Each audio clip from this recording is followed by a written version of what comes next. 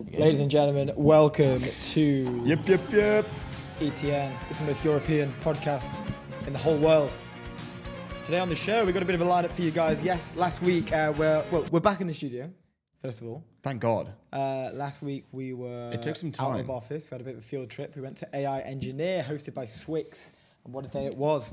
There was a bit of... You do your thing. I'm just going to get my headphones. There was a lot of energy in the atmosphere. There was a lot of buzz. There was hype around AI in London. Swix truly brought the energy. We were lucky enough to head over to 10 Downing Street as well, courtesy of the AI Engineer team. And it was great to hear more about the initiatives that the UK government have got going on amongst there. I have never been to 10 Downing Street. People were asking me in the queue. They were like, I go to breakfast there all the time. that's not true. People were asking me in the queue. They were like, when was the last time you were here? Or and I was thinking, how often do you guys come here? That was the caliber of people we were with. I asked someone when, how many times have you been here? I was like, is this your? And I think I said, is this your first time? Which is a pretty standard thing, right? And the guy just goes, oh, this is my 6th time. How many times have you been here? I was like, this is my first time. Yeah, I was like, I'm sorry. When was the last time I was here? I was trying to remember now. I just can't remember. It's not that big of a deal. So, but first time, and it was really cool. It was nice to see inside. We got our famous 10 Downing Street in front of the door picture, which was very fun. Yeah, we did. And saw the cat, the famous cat. Didn't know it was a famous cat. It's one of the most famous cats on Earth, actually. It's one of the most followed cats It is. in the world. I'm forgetting the name of the cat, but it has about 1 million followers just on Instagram, I think. It is. And it's a cat. Yeah. Apparently, it's not a very nice cat. Apparently, it's pretty rude, though. And Yeah, also, it's not a nice cat. It was sleeping when we went. It was nap time for the cat. So, didn't really get any FaceTime with, I think it's called Larry, actually. Larry the cat. Larry the cat. Larry 10 Downing Street cat. Yeah, just didn't get an FaceTime. FYI, I can't hear anything in my headphones. Oh, nice. Oh wait, same with me maybe. But moving on, I can hear my. I can hear that. I can hear that. I just can't hear myself. This weekend was interesting. There was lots of news. The FT was literally just like OpenAI, Anthropic, legal battles, Musk. It was all like all of the kind of Frontier Labs news pretty much. That was basically everything that was in the FT. It was getting a bit boring. I'm not gonna lie, guys.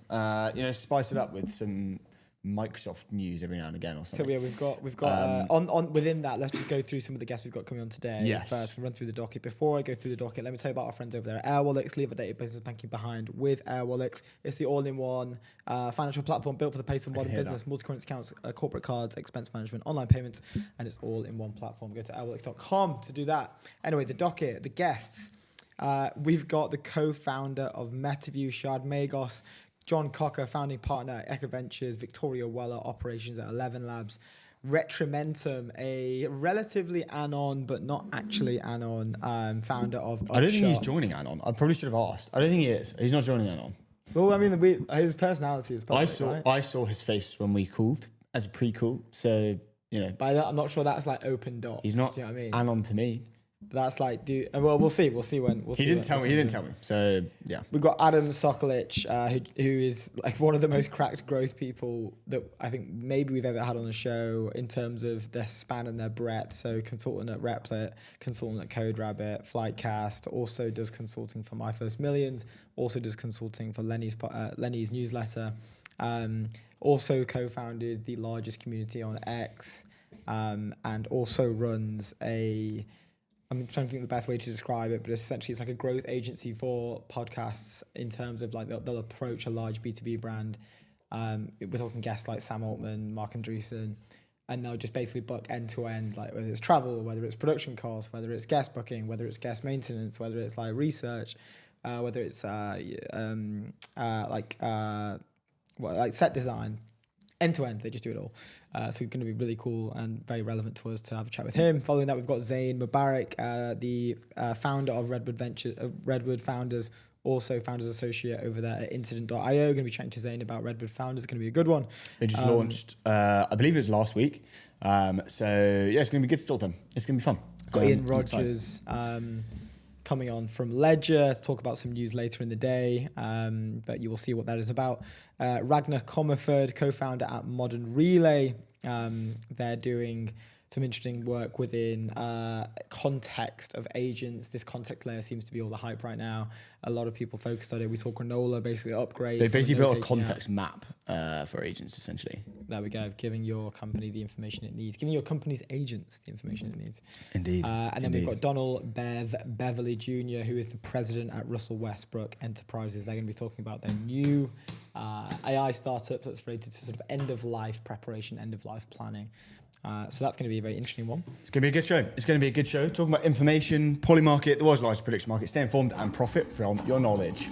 Let's move on to the news. So the first thing that was on the docket that we wanted to talk about was super interesting. There was a leaked memo from OpenAI CRO Denise Dresser. Can you get this up on the show? And do you want to read? I mean, the first thing was she sent a 4-page memo to employees on Sunday. I think we're pulling this one up about the company's strategic direction. Go for it. So we won't pull this one up. We're not going to pull it up. No, this one's not going up. We only have half the article. Okay. But OpenAI. OpenAI executive sends internal memo. The market is as competitive as I have ever seen it. So this was leaked. Denise Dresser, Chief Revenue Officer at OpenAI, basically laid out a plan for winning against the competitors. And in terms of the competitors, it's kind of just referring to Anthropic. Hey. Don't forget about Google and Demis. Yeah, no, sorry, and Google and Dennis as well. Yeah. There were shots fired. Fine, okay, I get what you mean because there were shots fired. Literally only the at beef right now is in this. Yeah. But dude, this Demis is coming obviously out every now and again. Hey, my boy Demis, and I got love for him. Obviously, don't forget that guy. You don't even have to mention Demis. Everyone just knows Demis is going to win in the end, which is fine. Which is great. He also worked. This is just all fluff. Like this is just. Yeah, we can get into it later. We're just doing this for this is pointless. He's sending shots on X at the moment. Demis. He is. He was on Smoke yesterday. We'll get into that later. Yeah. Anyway. So OpenAI's Chief Revenue Officer, Denise Dresser, sent a 4-page memo to employees on Sunday about the company's strategic direction, emphasizing the need to lock in users and grow its enterprise business. The memo, which was viewed by The Verge, repeatedly underlines the importance of building a moat around its AI products to combat how easy it is for users to switch between whichever model is topping the chart on any given day or week. Dresser, who recently took over much of former COO Brad Lightcap's duties as he transitions to a new role focused on special projects, also emphasizes the importance of focusing on enterprise clients. It's part of the company's recent strategy to avoid focusing on side quests and go all in on its biggest revenue drivers. CNBC earlier reported on the memo. Multi-product adoption makes us harder to replace, Dresser wrote, later adding, we should stop thinking like a company with separate product lines. We should think like a platform company with multiple entry points and one integrated enterprise offering. Now, just to pause, give some thoughts. Whenever any senior executive steps up into a new role that is more, senior than and previously, executive. More senior and executive and shiny, there's this baseline notation to always kind of you want to step in and you want to make a splash. And how do you make a splash? You usually change things. You make a big announcement. You sort of position this needs to be done and these people need to go and these people need to come in. You just try and redirect. You just try and vibrate direction. the thing up a bit. Do you know what I mean? You try and shake things up, whatever you're doing. And sometimes that's a good decision. Sometimes that's not a good decision. I know that famously, I think it's either Spotify or Shopify. I can't remember which one specifically, but they have this rule where when a new executive leader comes in, they aren't allowed to make any changes for a month. For 30 days. All they can do is just watch. Yes, I saw. To stop this bias to action where I come in and I need to make a change. Well, it's just all of this, I can see change here. Yeah. And kind of disrupting the whole flow. There's a reason why those things are in place, especially for a multi-billion-dollar company. Yeah. Or just changing things for the sake of changing things. Is that common practice now? Or is that to not there are no rules. You have a cool down period once you've been onboarded type. I don't think so. Because some people bring them in to hey, this is thing is messed up. Fine. It depends what the situation is, but as you're bringing in. I mean, obviously, you're going to be bringing in an exec from the outside in a fairly kind of uncommon situation anyway. I feel like that doesn't happen kind of too often. Yeah. Especially in the kind of executive roles, but I feel like that should be kind of common practice. I mean, I don't know. If I was running a multi-billion-dollar company, I'd probably not. You'd be like, hey, come in and sort this out. Or you'd be like, I'd hey, be just like, chill maybe for a sec. not like chill, but like, do like assess the situation first. Yeah. Instead of being like first week in, okay, I'm going to do this. It's like, well, you haven't seen the full context of everything. Yeah. Don't just come in and just like, well, that's the thing. It's like a bias to action naturally, but like you want to come in and you want to make a splash and you want to make a splash. Exactly. Bias to action. Like, so just going to throw that out there. I don't think it's too relevant right now because everything that Dresser is saying is relevant and accurate and needs to be done. And this is just a memo, right? This isn't like, or is this, we are going to be implementing this? This is like code red, I'm pretty sure, Okay. where it's like, we have a big problem and we need to get in and fix it straight away. away. Most interestingly, the company is kind of like doing I don't want to say pivot, but mini pivot, kind of focusing on individual AI tools to being more of an integrated platform. They basically want to dominate the enterprise market. They want one platform that houses, all of their, I guess, sub products. Because at the moment they're very, there's just so many things going on. Yeah. And obviously the news last week that we covered about Sam Altman kind of consolidating the portfolio, as they say, to just focus on their models, just focus on kind of staying at the frontier, was, we thought, a clever thing to do. Obviously, I think this is like, this isn't breaking news that this is coming out and that the strategic direction is to create some form of consolidated effort into, one single mission. But I think going from like all of these individual AI tools to this integrated platform, which is what I think Dresser says in the article, or in the memo, sorry, is an interesting one, right? They're really like consolidating into a fact that we just want one, almost bridge to the market, and that is this integrated platform. Yeah. It's like, I mean, it's funny though, saying all this and they go and buy the TBPN, which is like, the narrative around that is like, you did say no side bets and now you're doing side quests. Now you're a media company. Yeah. But so like, then it comes into like mainly discuss about Anthropic. Dresser also addressed the intensifying competition between OpenAI and its longtime rival Anthropic. Everyone who is following the space knows that these guys are on a tear right now. They're just eating enterprise ARR for breakfast. Like they're on track to basically beat like half of the Mag 7 in like quarterly revenue targets. Sorry, quarterly like confirmed revenue. Like within the next quarter / Q2. So the market is as competitive as I have ever seen it. And that, though, Anthropic's coding focus gave them an early wedge. You do not want to be a single product company in a platform war. The memo also accuses Anthropic of inflating its stated run rate and says it was a strategic misstep for the company to not acquire enough compute. Both OpenAI and Anthropic reportedly plan to go public this year. Their story is built on fear, restriction, and the idea that a small group of elites should control AI, Dresser wrote of Anthropic. OpenAI has long marketed itself as democratic AI, allowing more access to the people, often implying that Anthropic and its enterprise focus do the opposite. In February, OpenAI CEO Sam Altman wrote, "Anthropic serves as an expensive product to rich people." This is... shots fired. Yeah, this seems weak. I feel like I feel like they're doing this it feels like they're doing this from a position of weakness. I agree with that. That's a good take. It's always it always seems to be OpenAI or XAI that is throwing out these like defamatory comments / claims amongst rivals. So talking about the compute strategic kind of fumble of the bag that OpenAI are saying Anthropic has made, just searched it up. So at a glance, compute infrastructure in April, according to Gemini, is so Anthropic have about 1 gigawatt of current like footprint, basically of power of compute, and OpenAI have double that too. Anthropic are using Google TPUs, OpenAI using NVIDIA H100s, and the kind of more, the more recent versions as well. So I get. Do you think?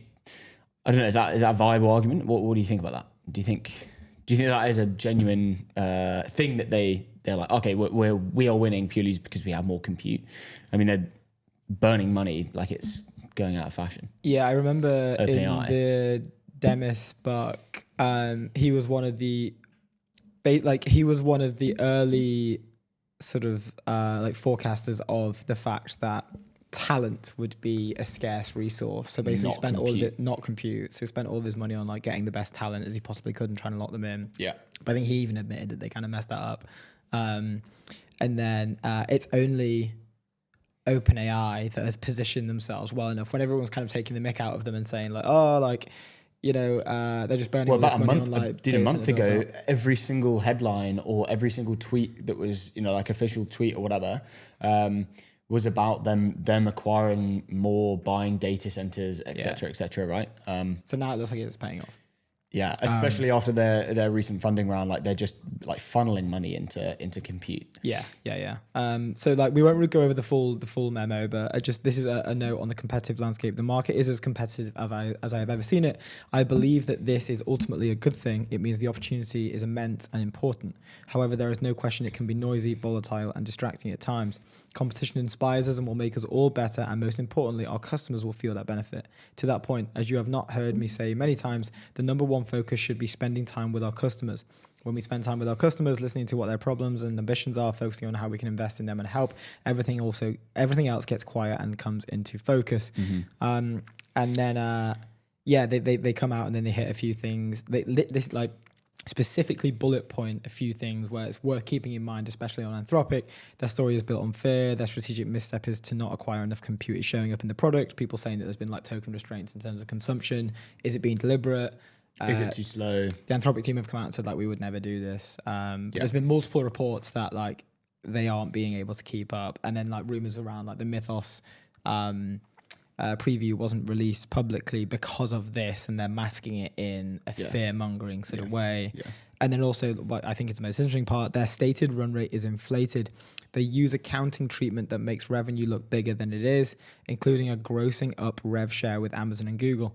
Our analysis shows that this overstates their run rate by roughly 8 billion at the current stated 30 billion. We report Microsoft rev share net, which is more in line with standards we should be held to as a public company. And then a little like let's go build at the end. Let's see if there's any like fun little like let's go last build. Hurrah. The market is ours to win. Let's execute accordingly. Max F came out of the tweet with the screenshot of the overstated run rate and says OpenAI's chief revenue officer is telling employees that Anthropic is juicing its ARR by $8 billion. Yeah. Eyes emoji. So I find it weird that... But then again, I completely agree with what you just said 5 minutes ago. It was like, this is coming from a position of weakness. Yeah. Almost, it feels. This memo wouldn't be a thing. I mean, obviously, like this has been made public, not from the choice of Sama or Dresser. It's, this is meant to be an internal thing, which almost makes it even more compelling that this is from a position of weakness, right? Yeah. If they don't want people to know this, it is more weak, I guess. And so, they're only going to be doing this if they're, per se losing. And I think it's very, very common in like large enterprise software companies to have a Slack channel on competitors, and you're constantly updating it with information like against this whole like, just heads down focus, shouldn't be looking at like, yes, you can say that, but in reality, most of these enterprise software companies will have a Slack channel around competitors, just getting notes on like what are their updates, what are their product strategies looking like, what are their capabilities, how are we sort of competing with that now, are we adjusting our strategy? Like it is necessary to have tabs on your opponents and make sure that you're kind of adapting as they are as well. Yeah. However, I'm surprised to see, and maybe this is a very unique situation in which like there are only three, or maybe, DeepMind, Anthropic, OpenAI. I wouldn't class XAI as being in the same realm. But dude, what about DeepSeek, man? And DeepSeek, yeah, open source. So I guess like not as relevant, but that was a joke. But within this though, like those lines, you can't help but feel that everything in there is valid. However, the fact that they've put in their revenues aren't right. Yeah. That's like, okay, well, that might be true, but one, how is that helpful to us? Yeah, like, how is are we that going actually helping the mission? Yeah. So like everything else is fine. Like, yeah. Or like our competitor is doing something like, isn't correct. It's like, okay, cool. So their points are like, their story's built on fear, like, okay. Like this isn't a narrative thing as well, right? This isn't, as we were saying, it's like this isn't public. So it's not like they're trying to, unless this was like strategically leaked. Strategically leaked. But this isn't like a narrative thing where it's,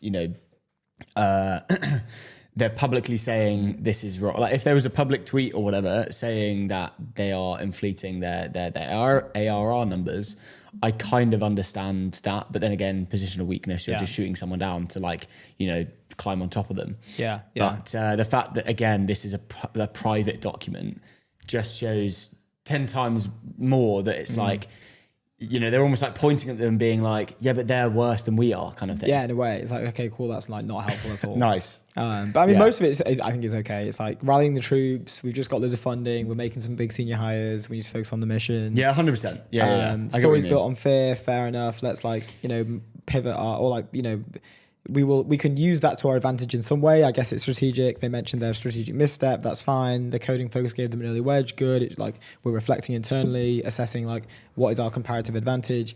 But then the run rate thing being inflated is just, and then our analyst shows this oversight. It's a bit like, why are you using analyst that time didn't and need money to be into figuring that out.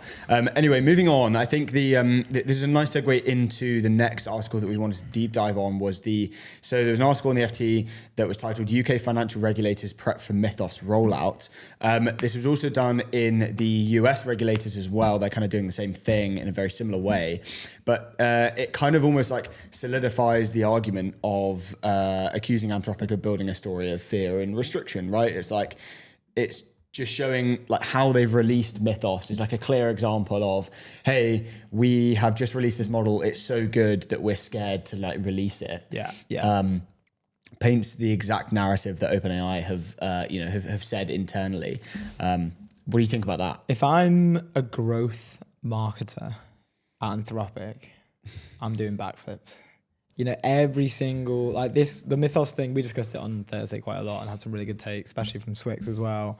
That was a wicked conversation. Shout out to Swix. The rollout, the strategy behind it, was it necessary? Again, we don't know. Is it as powerful as they're saying? Was this an IPO marketing kind of? Yeah, was it building hype before? All the sort of those, all the kind of standard angles, stuff that you would think about. I would love to hear a comprehensive review from the people at the Bank of England, the FCA, HM Treasury, to see and also the National Cybersecurity Centre, probably more so those guys, to explore okay, is this actually legit? Or because it would be really bad if all of these sort of backdoor reviews happened and then everyone comes out we're good, no need to worry. Yeah. Which is very unlikely to happen. Don't get me wrong, but if their job, regardless of what their incentives were, it has built a lot of hype around Anthropic and has probably driven enterprise interest into the product, regardless of whatever they intended to do.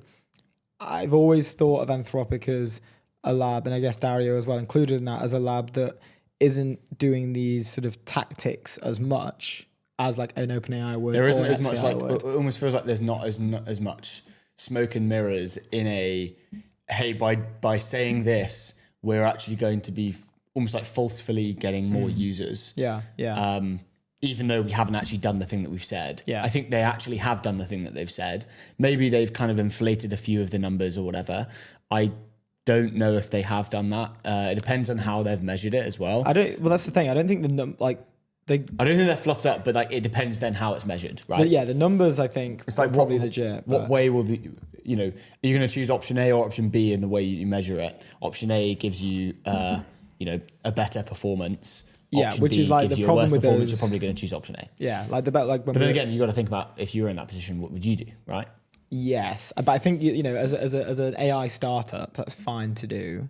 Every single AI pre-seed, You're A, B, whatever it is. ARR. They're gassing up their numbers, but they're also gassing up their benchmarks. Their benchmark, they're writing the test and then taking the test, right? Yeah. So that in those regards, it's a bit questionable. The Mythos benchmarks were like 73% on the SWE.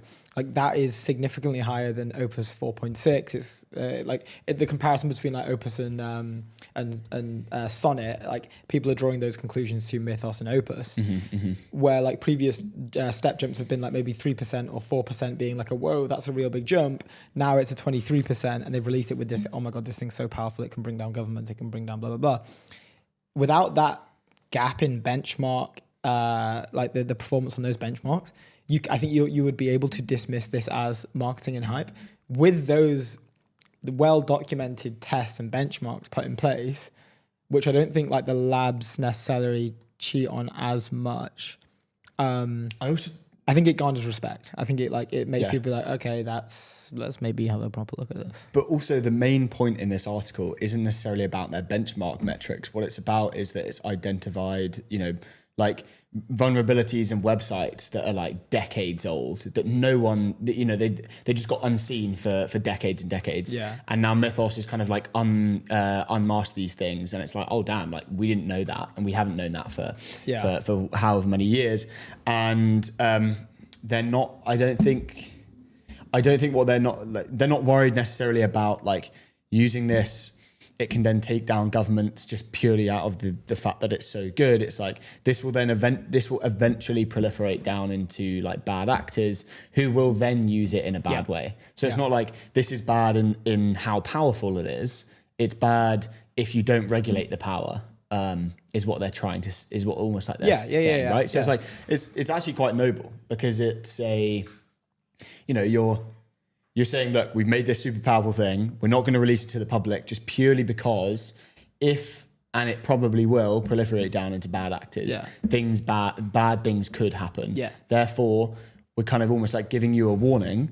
And I'm pretty sure, so it's like similar move by the US Treasury. UK regulators will warn leading banks, insurers, and exchanges about these risks. Yeah. They're going to have a meeting in the next fortnight to kind of, almost like come up with a plan, essentially. The UK government is planning to mandate standardized testing for all AI models used by lenders. So they're almost like buying governments and, whatever kind of agencies time to create some form of regulation, mandate, whatever it is, to be like, prepare. It's not like, you launch it, here's the thing, bad actors are scrambling, governments are scrambling. Who's going to get there first? But that's interesting that you say like they've given governments like a head start, essentially. Yeah, but like again, like is it a ploy? Hey, look, we're the good guys. Like we're gonna hold this off, and we're gonna work with a select few of you guys. I don't know, man. I try and err to my better judgment. But that's that's I'm trying not to think that they're all crooks. That's I guess everyone in the world's a crook, apart from Demis. We love Demis. Demis is the only true scientist left. That's funny. But I would say like the UK's AI Security Institute, the government's Frontier AI Model Testing and Risk Research Unit has been evaluating Anthropic's Mythos along with other leading models such as Claude, OpenAI's ChatGPT. The government is weighing a plan to conduct standardized testing of the general purpose AI models used by all UK lenders after the BOE warned them over their evaluation practices last year. The FT reported last month. So it's good to see they're taking it seriously. I saw like Sam Hogg had a call out like, hey guys, this is really important. So can like the people who are important go and look at this thing and make sure that we are ready for whatever happens like with this thing. Which is good. And I saw like Matt Clifford chimed in like, good to this is important. Everyone like what he quote tweeted or Matt Clifford quote tweeted Sam's thing was jokes. Like this is like legit. And Sam had like the pointing emojis. It's like the old school like Uncle Sam we want you. Nice. Which is quite good. Like a little call to arms. That's great. As a shout to Sam for that. Let's move on. We have so much news. Framer, build better, search faster. The all-in-one platform where enterprise teams design, build, and ship production-ready websites. Go to framer.com/ETN. Let's move on. Next on the docket, the Zuck. The Zuck is back in town, but it's not who you think. Yes, if you're thinking Mark Zuckerberg, it is him. But it's not actually him because it's an AI version of him. This is very PCC coded. This article. What you think? Yeah. I think they should get on this. They should probably give him a call. Get on this. Anyway, this was over the weekend, or actually, I think it was on Monday. The FT came out with an article titled "Meta builds AI version of Mark Zuckerberg to interact with staff. The CEO is training and testing his own character as part of a wider push to develop personal super intelligence." The $1.6 trillion group has been working on developing photorealistic AI-powered 3D characters that the users can interact with in real time, according to 4 people familiar with the matter. The company recently began prioritizing a Zuckerberg AI character, 3 of the people said. The Meta chief is personally involved in training and testing his animated AI, which could offer conversation and feedback to employees, according to one person. They added that the character was being trained on the billionaire's mannerisms, tone, and publicly available statements, as well as his own recent thinking on company strategies, so that employees might feel more connected to the founder through interactions with it. It's quite nice. Yeah, it's very Facebook, like I always feel. Well, this is like Metaverse 2.8. And I was literally about to say that he just cannot get the Metaverse out of his head. Let's keep my AI and it's honourable. I'm a huge fan. It's funny how they're training Zuck here. I guess it's they're training Zuck for the workplace. They're not training for Zuck. No. It's like because I'm thinking this guy's jet skiing on the back of boats with his top off with the American flag in his hand, chugging a beer. Like, how can you? If they ask his AI avatar, like, hey, what do you think about chugging beers on the back of jet skis holding an American flag? Is it going to be like, hey, I love that. I do it all the time. Like, or it's going to be like, I don't know what you're talking about.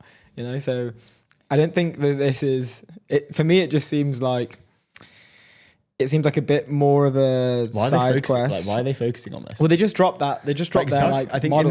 in the article it says he's spending a lot of his time coding. He was like, I'm spending 5 to 10 hours a week, like just coding, like this specific thing.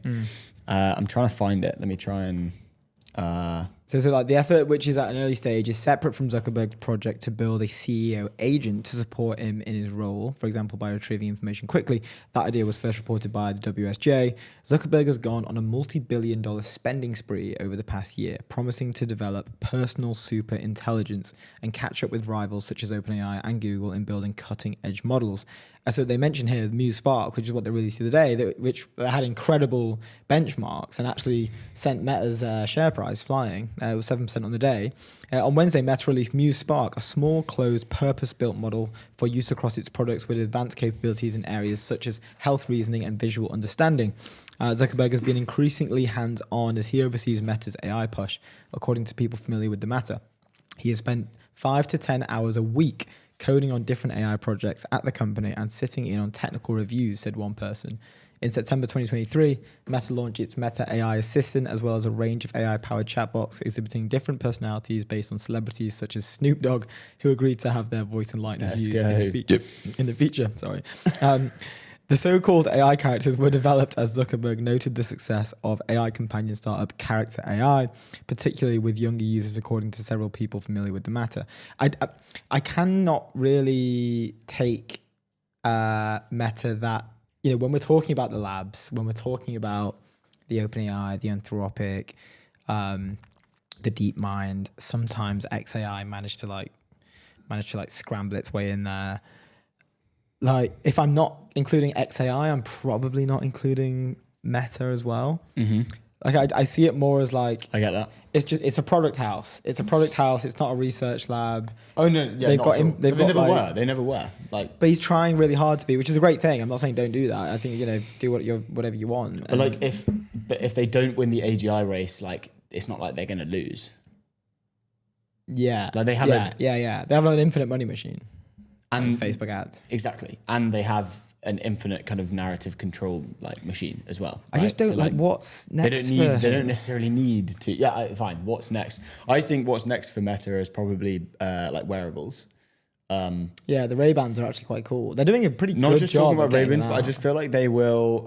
They're doing a very, very good job on that. And I think that they'll be able to leverage whatever it is, whoever wins this AGI race, whether there is a winner, they'll be able to leverage that to go and build things on top of that. How are humans going to be using AGI?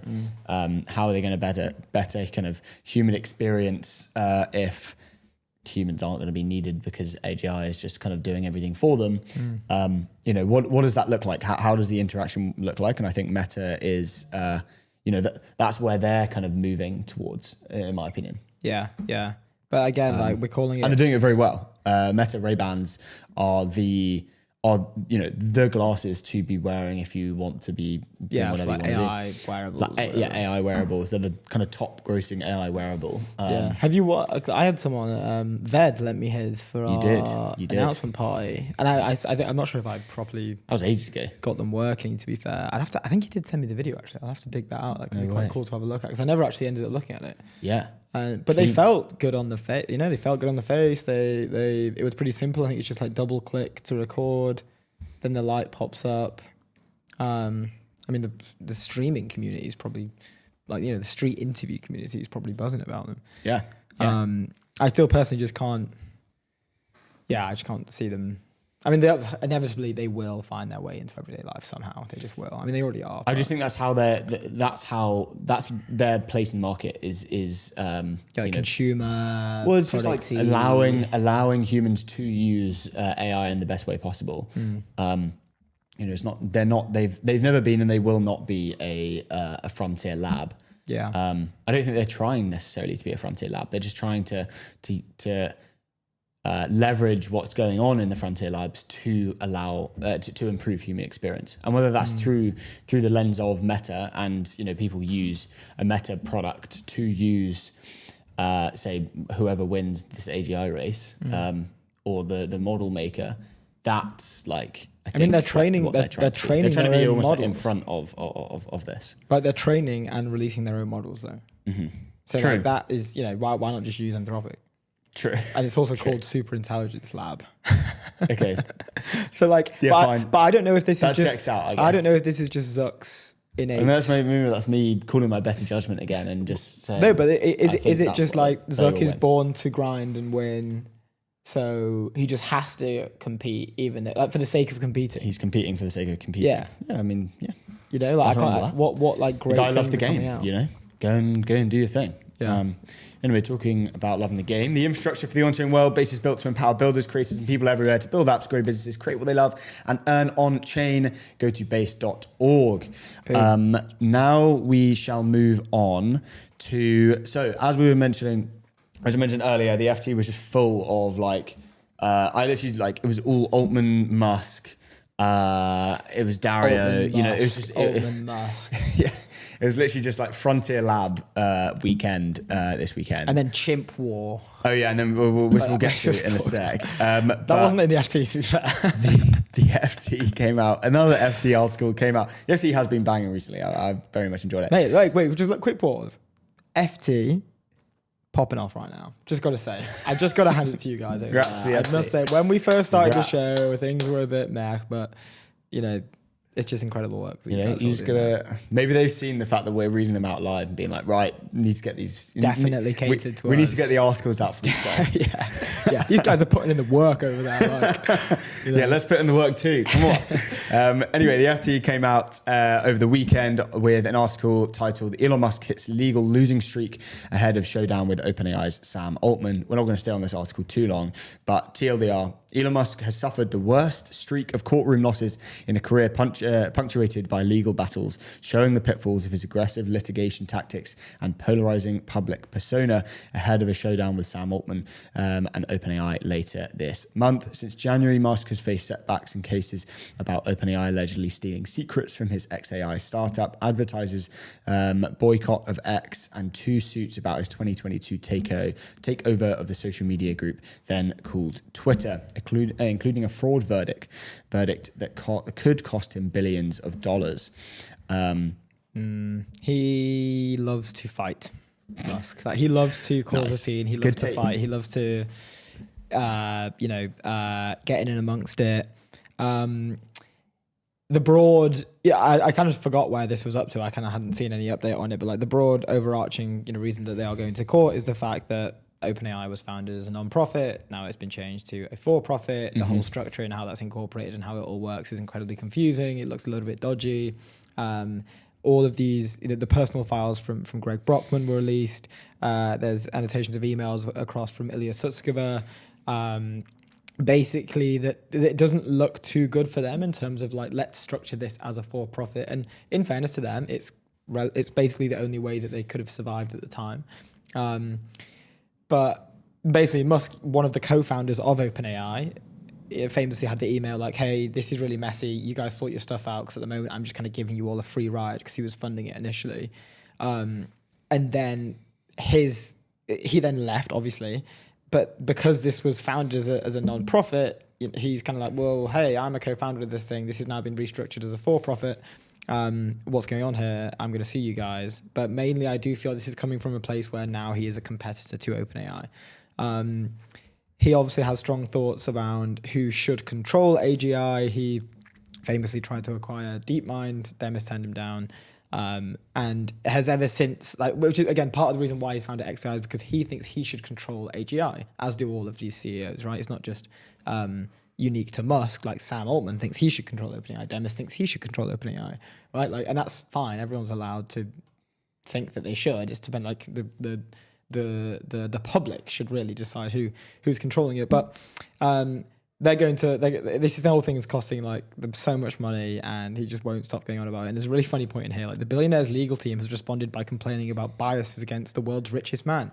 They have objected to a Delaware judge liking a LinkedIn post critical of Musk and challenged the Twitter verdict over what they called a bizarre and highly questionable joke involving the marijuana reference 420 in a jury document, which is so joke.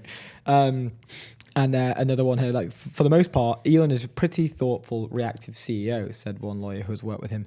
He takes advice more than expected, especially on the technical nature of the law at critical junctures. But he has a lot going on in his life, which is a distraction, they added. This ego, is that a swear word? Pissing. Eh? That's not a swear word? Not really, I don't think. I feel like it is, isn't it? Okay, I mean, they just probably say wouldn't. Well, we can't swear on the show. that. So that, I've spelled it out, I know. Match with Sam at OpenAI, for example. Musk has tried to leverage his massive freewheeling social media presence to reinforce his case against OpenAI, deriding his opponent as Scam Altman and pledging to donate any damages in the case to charity. So this was a big narrative switch and it actually caused OpenAI to release their own statement off the back of this. But Musk said, I will give all of the money I get from this case to charity. I don't care about the money. And it's very easy for the world's richest man to say that, but it does kind of it is hey, I'm the good guy. I'm the good guy here. I don't care. I'm gonna use my good guy token here because I see an opportunity. It's very strategic. And I don't care about the money. I don't care about the money because he has so much of it. And Lulu Cheng wrote a piece on this as well, saying she was quite. It was impressive around the strategic pivot, but then OpenAI came up with their own thing. Was that again looked kind of desperate, but it was. Basically just Musk is up to his usual tricks. He's doing this, he's doing that, blah, blah, blah. Yeah. But the ongoing feud continues. We'll see what happens. I think they're ready. They're getting ready to go to court in a couple weeks. It's just a quick quote here actually on Greg's diaries. Greg's diaries haven't helped him, said a partner at a venture capital firm invested in both OpenAI and Musk's rocket maker SpaceX. But OpenAI have the least sympathetic counterparty in the world with Elon. So again, the whole diary entries from what the original co-founders of OpenAI were doing have been leaked, have been shared, are being used in court as evidence against them, and it makes them look pretty bad, basically.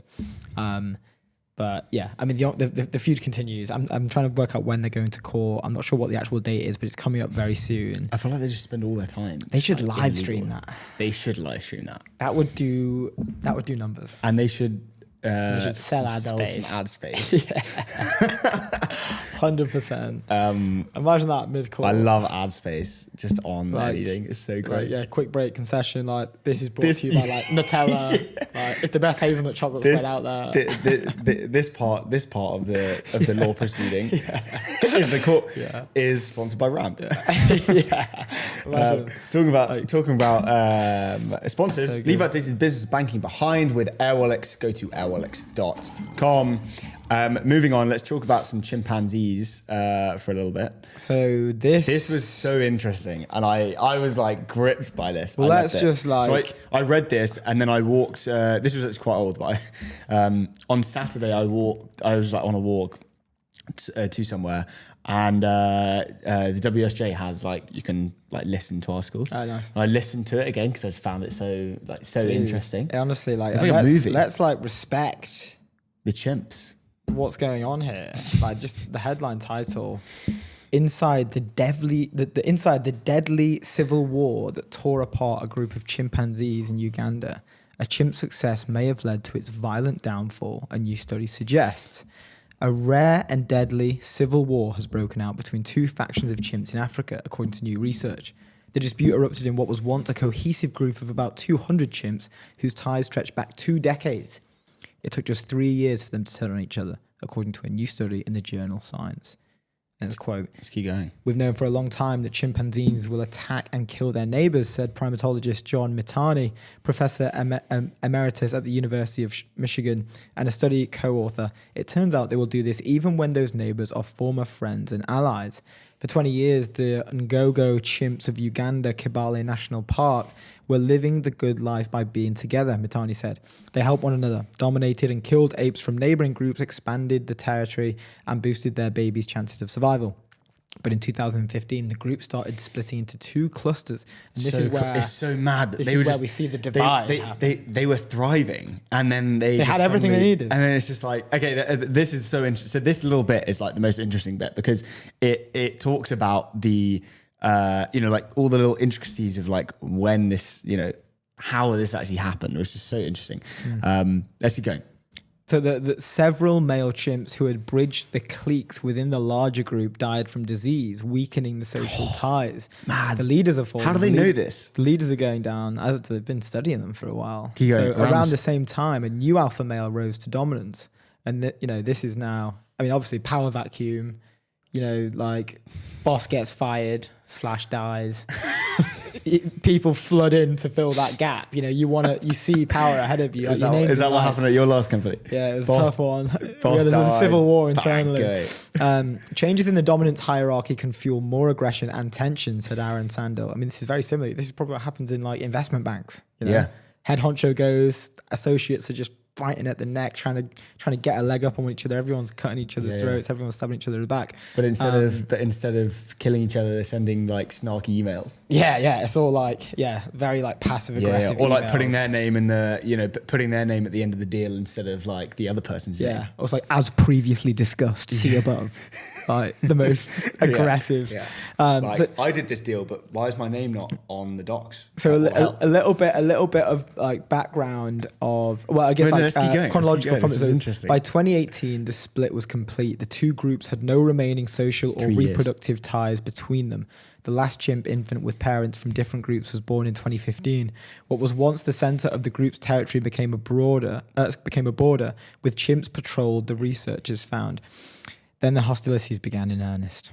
Members of the smaller of the 2 groups launched coordinated lethal attacks on other, aiming to kill rival adult males. By 2021, these raids had expanded to target younger apes, averaging several infant deaths a year since. Okay, so then the rest of the article is essentially just them killing each other pretty much and like what's going on. Was it more than 24 apes? This number has actually changed, by the way. This is now 31 apes have died so far. As a result of the conflict, Mitani said, the true death toll is probably higher, given that there are so many chimps in a large area. Some deaths go unrecorded, according to the study.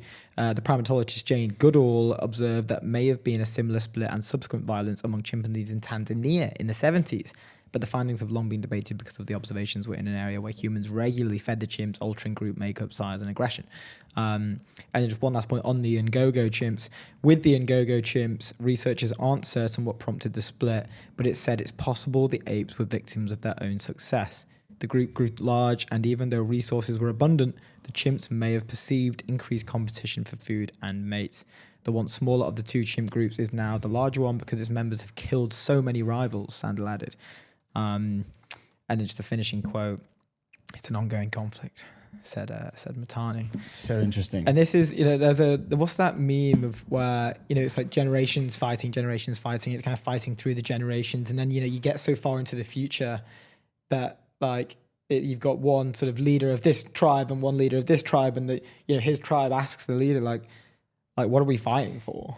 And even the leader doesn't know. They've just been fighting for so long. As far as I know, they forgot the reasons why. And I feel, in many ways, here the. You think they'll all make up at some point? No, it's been like 6 years. Well, I think the Ngogo chimps, they've forgotten why they were fighting. Now, have they? I don't know. Maybe. You hope so. I don't want to see any more chimps die, but let's just stop the bloodshed, guys. I just think it's so interesting that it was one group, and then a few of the they had everything. The few of the male dominant, the dominant males died from disease, and that kind of just ruffled all the feathers in Power everything that was vacuum. going on. Power vacuum, and then Tanya. it split, and then that's it. It's like 3 years of fighting, and now it's 26, and 3 they're years still of fighting. And ruthless civil war. crazy. Yeah, our thoughts go out to those involved in the Ngogo civil war. Yeah. Yeah, we are anti-chimp warfare here at ETN. We are. and Anyway, prayers. moving on. That was a bit about chimps. But first, Framer, build better sites faster. The all-in-one platform where enterprise teams design, build, ship, production-ready websites. Go to framer.com/ETN. Let's move on to the Forbes article about Zara's billionaire co-founder, who is now the world's richest real estate baron. Mate, there are some nuts quotes in here. Yeah. So this is a wicked story. Thanks to Forbes for posting it yesterday. I had a great time reading this. The little summary at the top, I like how Forbes does this. It's always nice. Amancio Ortega quietly built up the largest real estate fortune on the planet, spanning everything from office towers to wind farms and stretching from California to South Korea. It also comes with significant tax benefits. let's go. Do you want to? Yeah, so Spanish clothing billionaire Amancio Ortega paid about $850 million in cash for the historic Canada Post building in Vancouver, a sprawling tech hub spanning an entire city block with more than 1 million square feet of office space leased to Amazon. It broke the record for the largest office sale ever in Canada. It's like a small interlude as to like how much money this guy has. This guy's like put in. There's some mad like stats as well about the next person who's like invested in real estate and how much they've invested compared to this dude. Nowhere near. And he's like Nowhere near. magnitudes ahead of the other guy. It's not even a competition. Like it's also marked. So Zara's founder's 13th real estate purchase just last year. Altogether, the Spaniard, who is worth $141 billion, spent more than $3 billion last year across 10 cities in 8 countries, buying up 7 office buildings, 2 hotels, 2 industrial properties, a luxury retail complex, and an apartment tower, plus a 49% stake in a large British port operator. So as a comparison, more and more of the world's wealthiest are like pumping their money into real estate. As we know, like co-founder Larry Ellison owns nearly $3 billion of properties, including the Hawaiian island of Lanai, hotels in California and whatnot. Ken Griffin has shelled out nearly $2 billion in recent years on lavish homes in Florida, France, London, New York. But no one has spent so much of their spare change on real estate as Ortega since taking Zara's parent in Inditex, the world's largest clothing retailer, public on Madrid Stock Exchange in 2001. 90-year-old Ortega has shelled out roughly $24 billion on 216 properties in nearly 100 different markets, and he's held all of them, apart from 10. And do you know how he buys these? He buys these. Hold on, this stat you just missed out a very awesome stat. That's more than the estimated $20 billion Amazon founder Jeff Bezos sunk into his rocket maker Blue Origin. So he spent more on real estate than someone has on their space company that's meant to be going after. He's got SpaceX. more properties than that. And like his background, he's the son of a railway worker. Ortega got his start as a gopher in a shirt store at age 14. In the 60s, he and his then wife, Rosalia Maria, a seamstress, started making gowns and lingerie in his living room. They launched Zara in 1975 and Inditex a decade later. And they got divorced, but she remained involved on the board. I just want to get to the point where they mention how he like makes these purchases. Okay. He goes, so I'm trying to find it.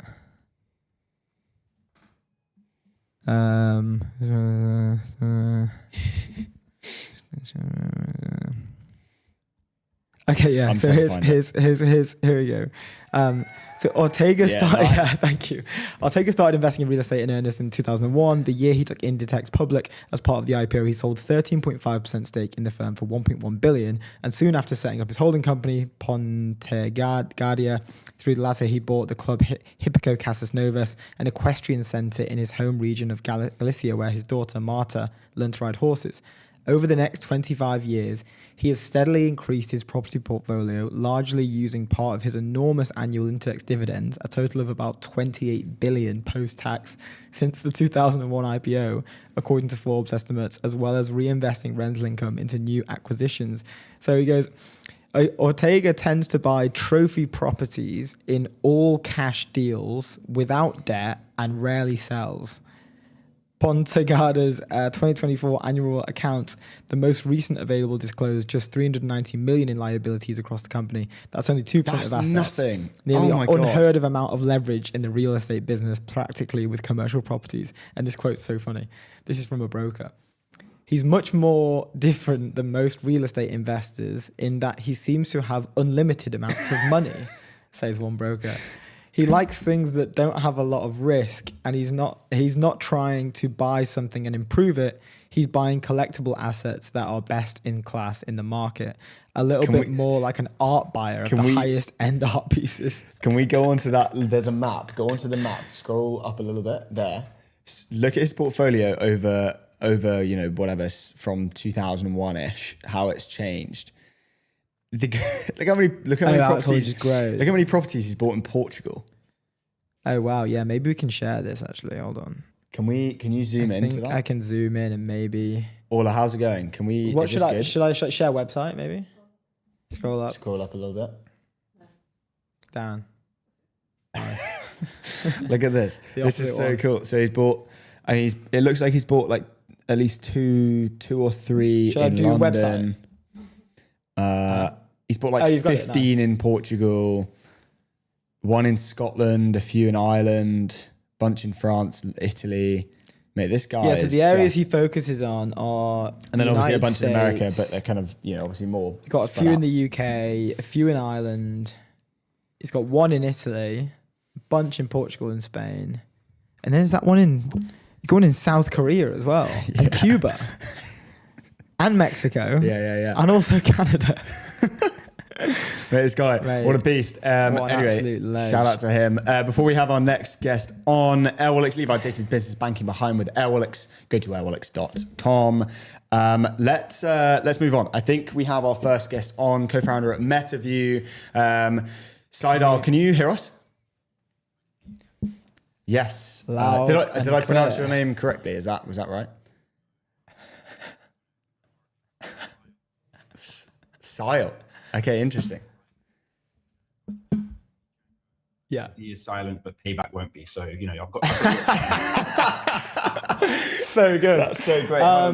We were waiting for you to come on to unbox this, but we have a Metaview treat to dig into live on the show. Yeah. Just quickly before. Yeah.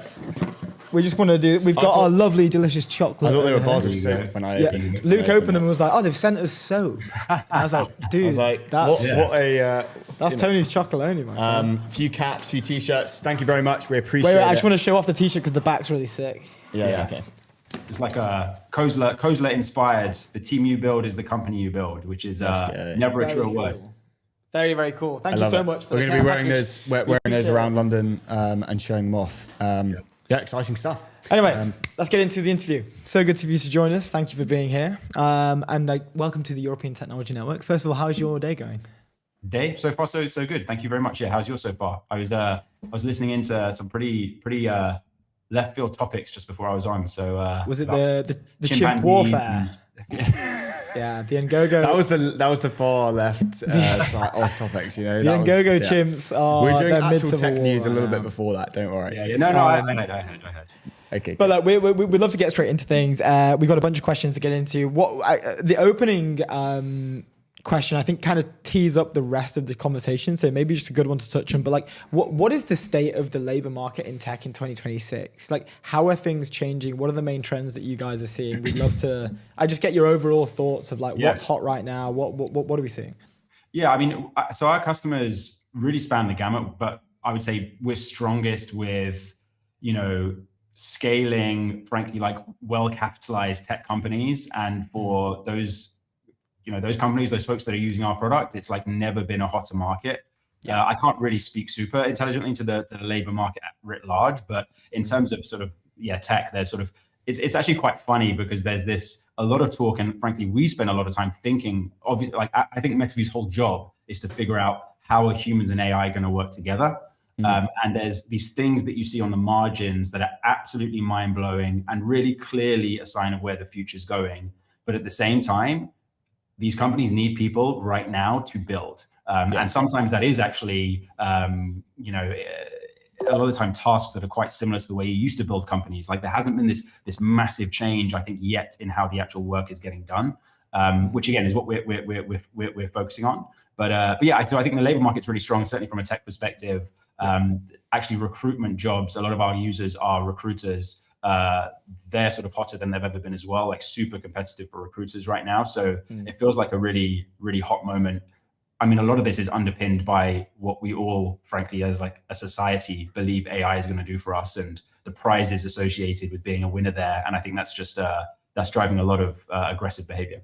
Yeah, absolutely. And you guys, like, been on absolute tear, like 35 million Series B, led by GV. What is the founding story here? Why did you guys get started? Like, how have things been since its inception? Like, amazing investors, amazing round. Like, walk us through what the founding sort of storyline. So why was this necessary to build? Yeah, it was sort of like a really good sort of mix of naive, but sort of with a little bit of a secret, I think, that turned out to be correct, which is I was on the product team at Uber, 7-8 years ago, when Uber was one of the hottest companies you could be at, fastest growing company on the planet. My co-founder was an engineer at Palantir who have this incredible talent density, but also this very forward deployed way of like literally, they use engineers to bring their product to the customer.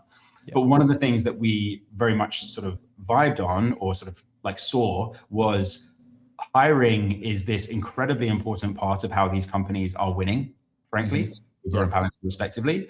Yet it was so clear that that process was being done with so little data versus everything else that company did. So for example, my experience joining Uber initially was I sort of felt like Iron Man all of a sudden, where I had these amazing sort of, this amazing instrumentation and apparatus to help me be an amazing product manager, and like really high expectations as a result. Like I should be able to substantiate why we're making certain decisions, have good data when I'm sort of pushing for certain changes. But then hiring, much as there was a lot of structure, like very human admin structure, it was still done the way I'd seen it done at every other company I'd been at, which was get round a table, debate it, maybe think, I shouldn't argue with Sally again this time, so let's just let her have this one. These are massive, like expensive business decisions that were made devoid of data. And our big theory at the time was it might just be barely possible to start to pull out the most important data in recruiting, which is what's happening in the conversations. What are we actually learning about these people? Very AI pilled from the start, but this was pre-LLM. And it was really LLMs that made it so suddenly that data was just so valuable. Like that is... You've probably had 100 guests that have said, if you want world-class AI, you need to have the context. Like even the smartest person in the room is useless if they've just walked in and they have no idea what you're talking about. And so for us, this conversational data from recruiting, which is what we've historically been focused on, is the thing that's now driving all of these agents, which are really changing the game. To help people with their sourcing, with reviewing inbound, with, designing their processes, and with understanding what a great candidate looks like, and all these things that we've always wanted to do, but never could because we just didn't have the intelligence on tap or the data. You mentioned kind of sourcing and reviewing applications. I wanted to touch on the kind of like AI application and AI review kind of process.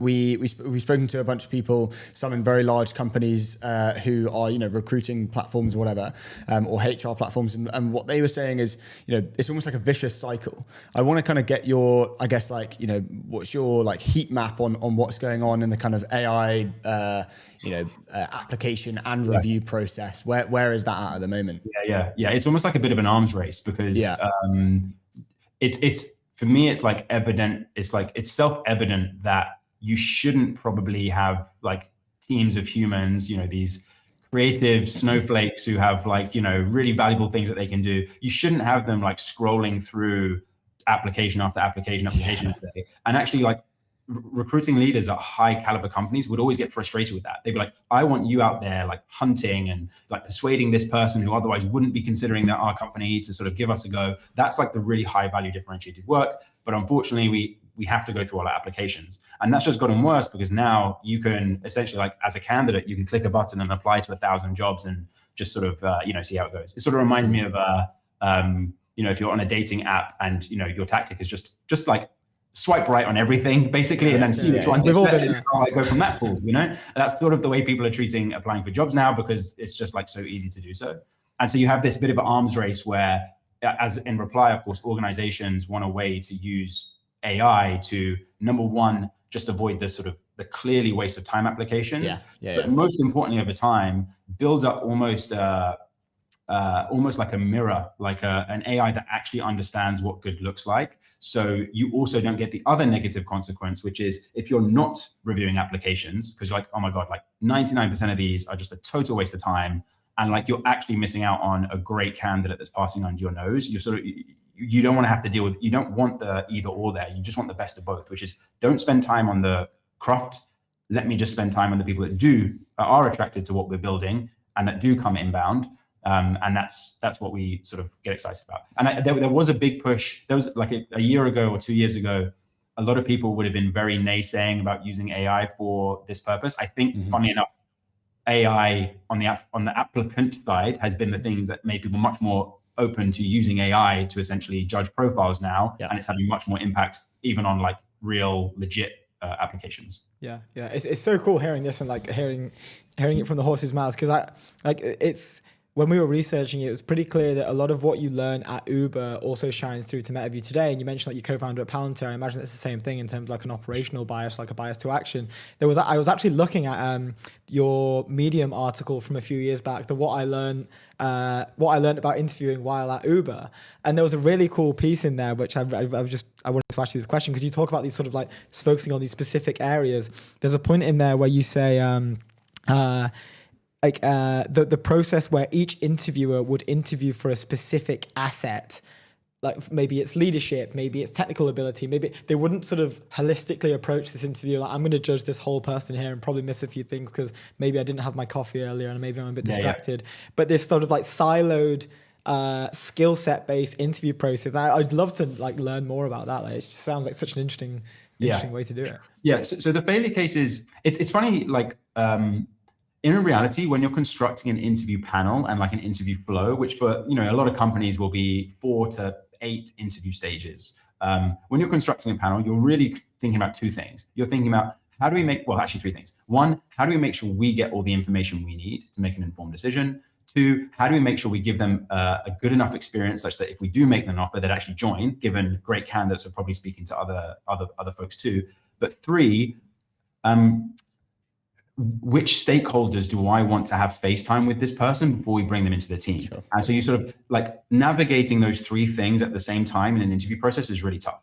But if you take the first one, which is obviously I need to gather, these interviews are there for me to gather information, beyond the application, which we just talked about, gather almost like proprietary information about this candidate. It's not realistic for me to think that when I'm hiring at scale, everyone in the company, I can sort of just, frankly, like totally trust their judgment on this as like an overall like potential contributor to our team. They might not even understand the role properly. They might not understand the sort of the project they're going to be working on. It's just not realistic. So what scaled organizations will do is they'll break down into like certain competencies that they want assessed, and they will focus on training people, other members of the team, cross-functionally, doesn't have to be from the function, to understand what does great, how do we assess for grit in this company? What are we looking for? What are our questions? How do we make sure you've seen like 10 or 20 of these interviews so you have pattern recognition for that particular trait? And in that way, you're sort of trying to almost scale your ability as a company to assess for grit. Again, maybe to put like in sharp contrast, when we first started Metaview and we were like, hiring our first few people, we didn't have to do any of that stuff actually at all, because of course it was me and Shari, my co-founder, were literally doing every single interview, and you just don't have this problem. Yeah. But if you sort of now transpose that to Uber, when it was like 7,000 people when I first joined it, and Travis Kalanick was at the helm, he's like racking his brains thinking, how do I make it so that this hire being made in some other corner of the planet, they're still going to have an Uber badge. They're still going to, be representing Uber. And I really care about the DNA of my team. And I'm going to try and modularize essentially how we assess people. So, all of this is changing with AI, because I believe AI is going to get to the point where it's essentially better at recognizing talent than any one person in your company, because it has more data, more patterns to recognize based on. But that idea that you have people dedicated to assessing and understanding what great looks like, not at a role level, because that's hard to scale, but at a almost like an attribute level is what most scaled organizations will do. Yeah. That's interesting. How do you think how do you think recruitment will change in the future in where I guess like an AI is like finding the best people? How do you think that's going to happen? Because we've spoken to a few founders where one comes to mind, the founder of Ethos. They're kind of, they're saying like almost like a LinkedIn isn't bringing the most amount of data that you want from a person. It's only just where they've worked and a few of their skills, but like it's the actual projects that they've worked on, the actual things that they've done. Do you think AI will be able to kind of extrapolate that from each person and be able to find like the exact person that you need for a certain job? Does that make sense? It makes sense, and no, I don't think it will be able to do that like with the current data at its disposal. So you're right that different people have different levels of information on their LinkedIn profile. The reason that even pre-AI, the reason you would do an interview process is you can almost think of an interview process or like a hiring process, I should say, because I think we count references in this and also just like other technical assessments you might do. Like you start with this like pretty sparsely populated LinkedIn profile, resume, however you want to think about it. Your whole process is about adding more information to that understanding of who this candidate is. And actually, I expect that some of that data I'll only be able to get by like going and speaking to them, maybe hanging out with them in person, like asking them questions about how they do their work. And I don't expect to have that level of nuance on their LinkedIn profile. Some people in the industry think that you'll get to this point where you have like much deeper transferability of your track record in some way. Like maybe the fact that, as I go about my work day to day, and as I'm working alongside an AI day to day, maybe there's a way for me to sort of like package that up and give that to a potential employer or an AI that's reviewing me, let's say, and they do some better matchmaking.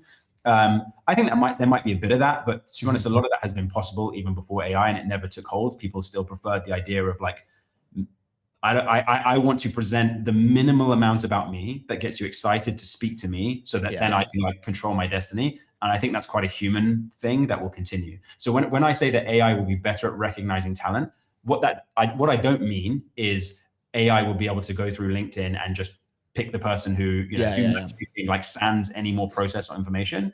But what I'm saying is during the process, it will be an ever present, and it will get better and better at helping me make those decisions, and maybe even helping me understand what information I'm missing and I should be extracting. And over time, actually going and extracting some of that information themselves as we get more and more comfortable talking to an AI, let's say.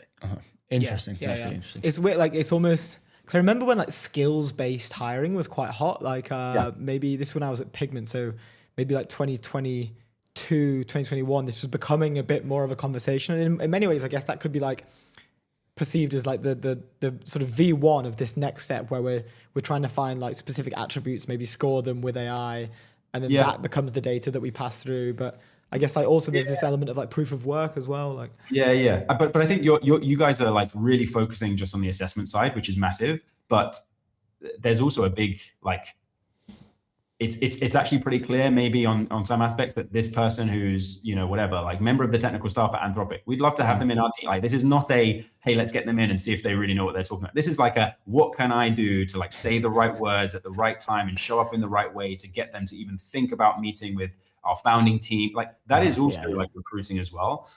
So I think, and like, think about it more. I think a really good sort of way sometimes to think about recruiting, certainly at the elite level, is almost like similar to sports, where it's, if you're looking to sign a proven Premier League, footballer, it's not actually, you will interview them, to be clear, because people care about their character and these sorts of things. But it's actually a lot about winning the best talent. So yeah, I think your assessment stuff, that there'll be ways that AI helps with that sort of the precision with which you can identify, does this person actually have the skills we need, and reduce your sort of the risk on each hire you make. But there's also going to be a lot of ways where it sort of almost acts as that always on both identifier of those people out in the wild, but also like enabling you to put your best foot forward in winning them. Or if they've come inbound, making sure you spot them. Like, just to be clear, if I take that example again, let's imagine we get sort of an application through from a really great candidate. Right now, the process that most companies will be running is, well, I review my applications once per week. And if I've got 500 applications, I might go through the first 100. So best case scenario, I get back to them a week later. That is very pre-AI. That should never happen, right? Yeah. In a world where you do an application and AI can read and understand that instantaneously and understands what you're looking for, that person should be booked in and brought into the company like as soon as possible. Yeah. And B, I might not even look at them, which of course is another thing that will never happen with AI. of course I'm going to look at them, because the AI doesn't get tired, and we'll look at every application and give it the sort of the respect it deserves. Yeah, that makes complete sense. We've got 1 minute left, just closing into the show. There was I love a conversation you had on the GV podcast where you mentioned like raising capital, we're doing it not to buy time but to buy speed. Yeah. I'd just love to hear about that, because it's something that really resonated, and I want to get your take. Yeah. Just honestly, one of our seed investors said that to me, and listen, venture capital is it's like an invention. I guess just as money is an invention, venture capital is almost like an invention on top of money. And you can do these artificial things, and the fact is you have to do them artificially quickly, because there's a ton of capital in venture. There's a ton of other runners right now, and whoever finds out the truth the quickest and then executes based on that truth the quickest has like a disproportionately high likelihood of winning. And so like speed is everything. And so I don't think it's always the case. I think there are times when it might be right to tighten your belt, and we've had those times where tightening the belt was necessary in the past as well. But it's definitely right now. What you are buying is speed. What you're selling actually in many ways when you're giving up a chunk of your company is the ability to move unnaturally fast. Something that maybe 200 years ago would have been like impossible to imagine. You could just be loss making for 5 to 10 years because you believe there's a future where you won't be, but in return for that you have to do it really quickly. I think it's like a really good thing to remind yourself if you're ever staring down the barrel of a decision or a dilemma, like which one is going to get us there faster, and have the confidence that there will be more capital out there if your execution and your idea is actually part of the future. Then like the EV bet to make, I would say. Yeah, I love that. What a cool take, dude! Thank you so much. This has been awesome. We're going to be flexing our merch at our next events as well. Our Metaview caps, our Metaview t-shirts, and our soap, according to Luke. Appreciate it. Keep up the good work. Really appreciate the show. Thank you so much, dude. We'll good chat. Have a good one. Ciao. Before we have our next guest on the infrastructure of the on-chain world, Base is built to empower builders. Go to base.org. Next on the show, we have John, founding partner at Eca Ventures. John, can you hear us? How's it going?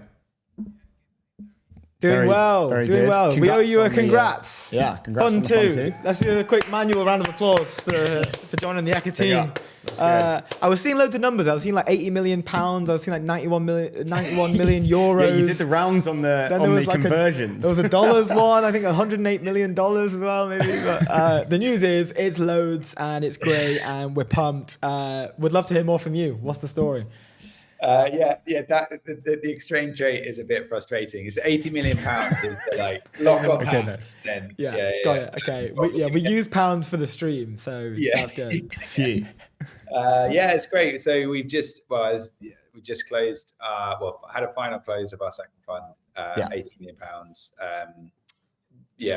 Some awesome new investors.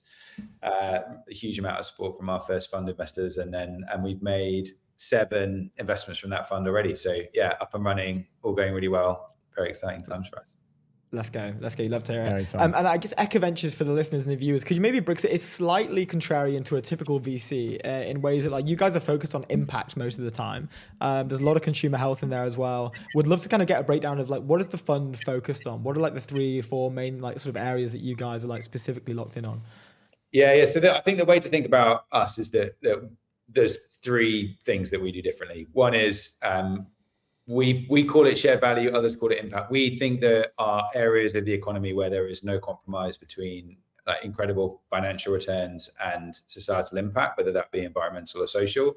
Mm-hmm. We think that exists because of the technology we have available to us today, and that's what we invest in, and that requires us to make some pretty big bets. It seems to be working off the back of Fund 1. So that's one thing we do differently.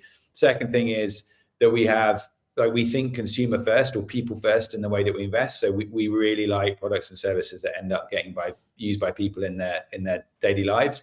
That is something that, I mean, now maybe it's more vogue with VC, but for the last 10, 15 years, everyone just likes enterprise software and differently. And then the third is that we think differently about the way that we assess founders. And we have a kind of whole framework we use there. I think all those 3 things are highly intertwined. Like we need to do each of them because of the other. But I think if you were to like describe why we're different to other VC funds, those would be the three core things. Yeah, awesome. Nice. And you mentioned like the performance, right? I mean, the numbers that we have was it the top 5% for both DPI and TVPI in its 2021 vintage. Like we were seeing a bunch of stuff online when we were researching. What like it's clearly working. Yeah. I mean, it's super early. Like, although 2021 seems like a long time ago to most people, for a venture fund, it's still a very early venture fund. But yeah, it is. Like we've got some incredible companies in that Fund One portfolio that are doing exactly what we said they wanted to do. I actually think one of the kind of most interesting stats from Fund One is that about 70% of the investments we made, there was no competing term sheet when we invested. So we invest pre-seed and seed. That's so interesting. Yeah. Cool. And yet those companies have either gone on, they're now big companies and they've raised money from leading tier one VCs across the world. So and I like that stat is like very cool if that only exists for one round. It's a total nightmare if it stayed. So our job is to find companies that we see something, or founders that we see something in that others don't, and then at the next round they get access to the best investors in the world. That's seriously cool. That's the first really time we've cool. had that on the show. Yeah, a lot of it's like we've got a lot of fast followers. We've got like no one wants to be the first one in. No one wants to do the that's the contrarian. Yeah, there was a right? bunch of we had, who was it, Jeff Morris Jr. on the show at Chapter One, GP at Chapter One, and he's he wrote a Medium article and basically said kind of like contrarian is dead in VC. Everyone is kind of fast followers, especially with the kind of AI craze, and that's such a nice thing to be able to say from you guys.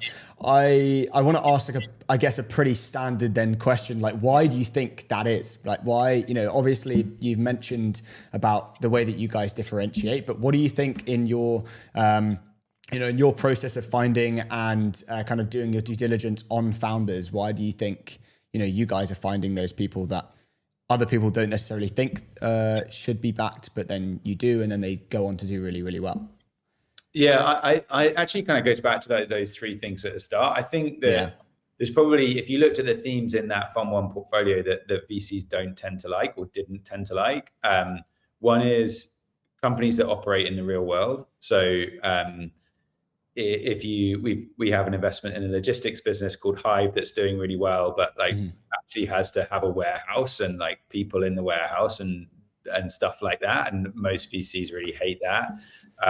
We have an investment in the steel industry that's like, the founder spent most of his life in steel plants, and people don't tend to like that. And it kind of goes on. So that's one side. And then the other side is on the consumer side, like it is really interesting how few VCs there are that are like really excited by consumer models. And it's another kind of crazy thing that ask this question when you speak to VCs, but if you ask VCs to name the companies in their track record that have delivered the most absolute returns, it will normally skew towards consumer.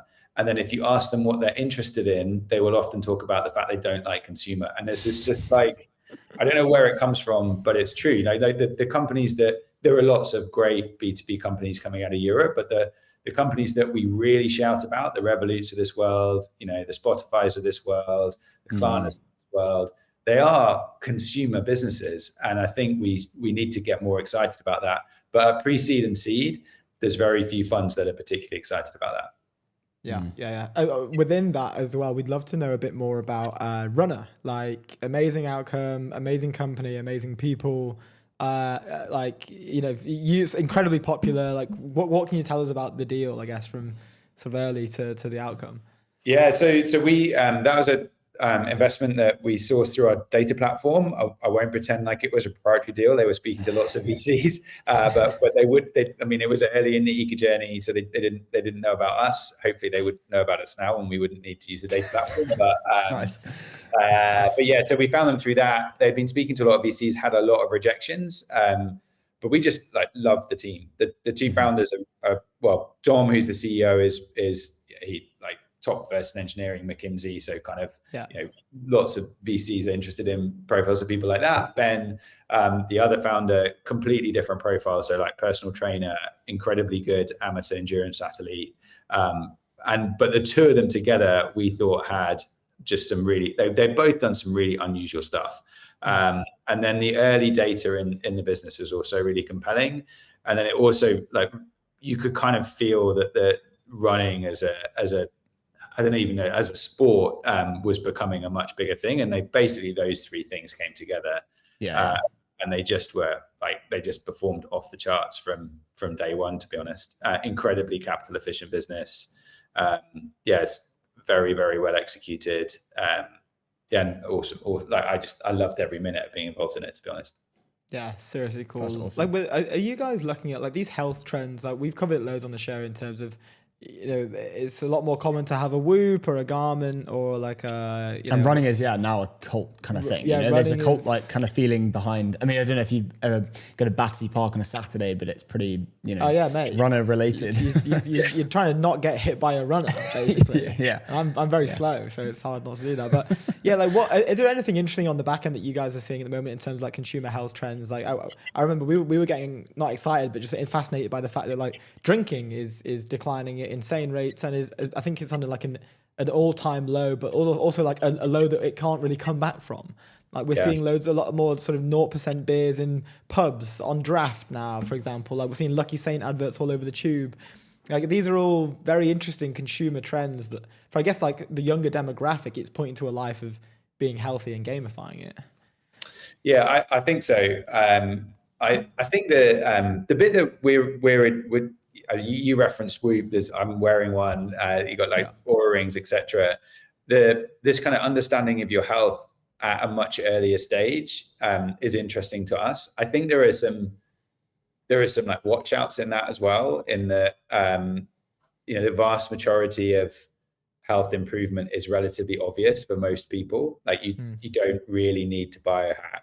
You just need to exercise a bit more and eat healthier.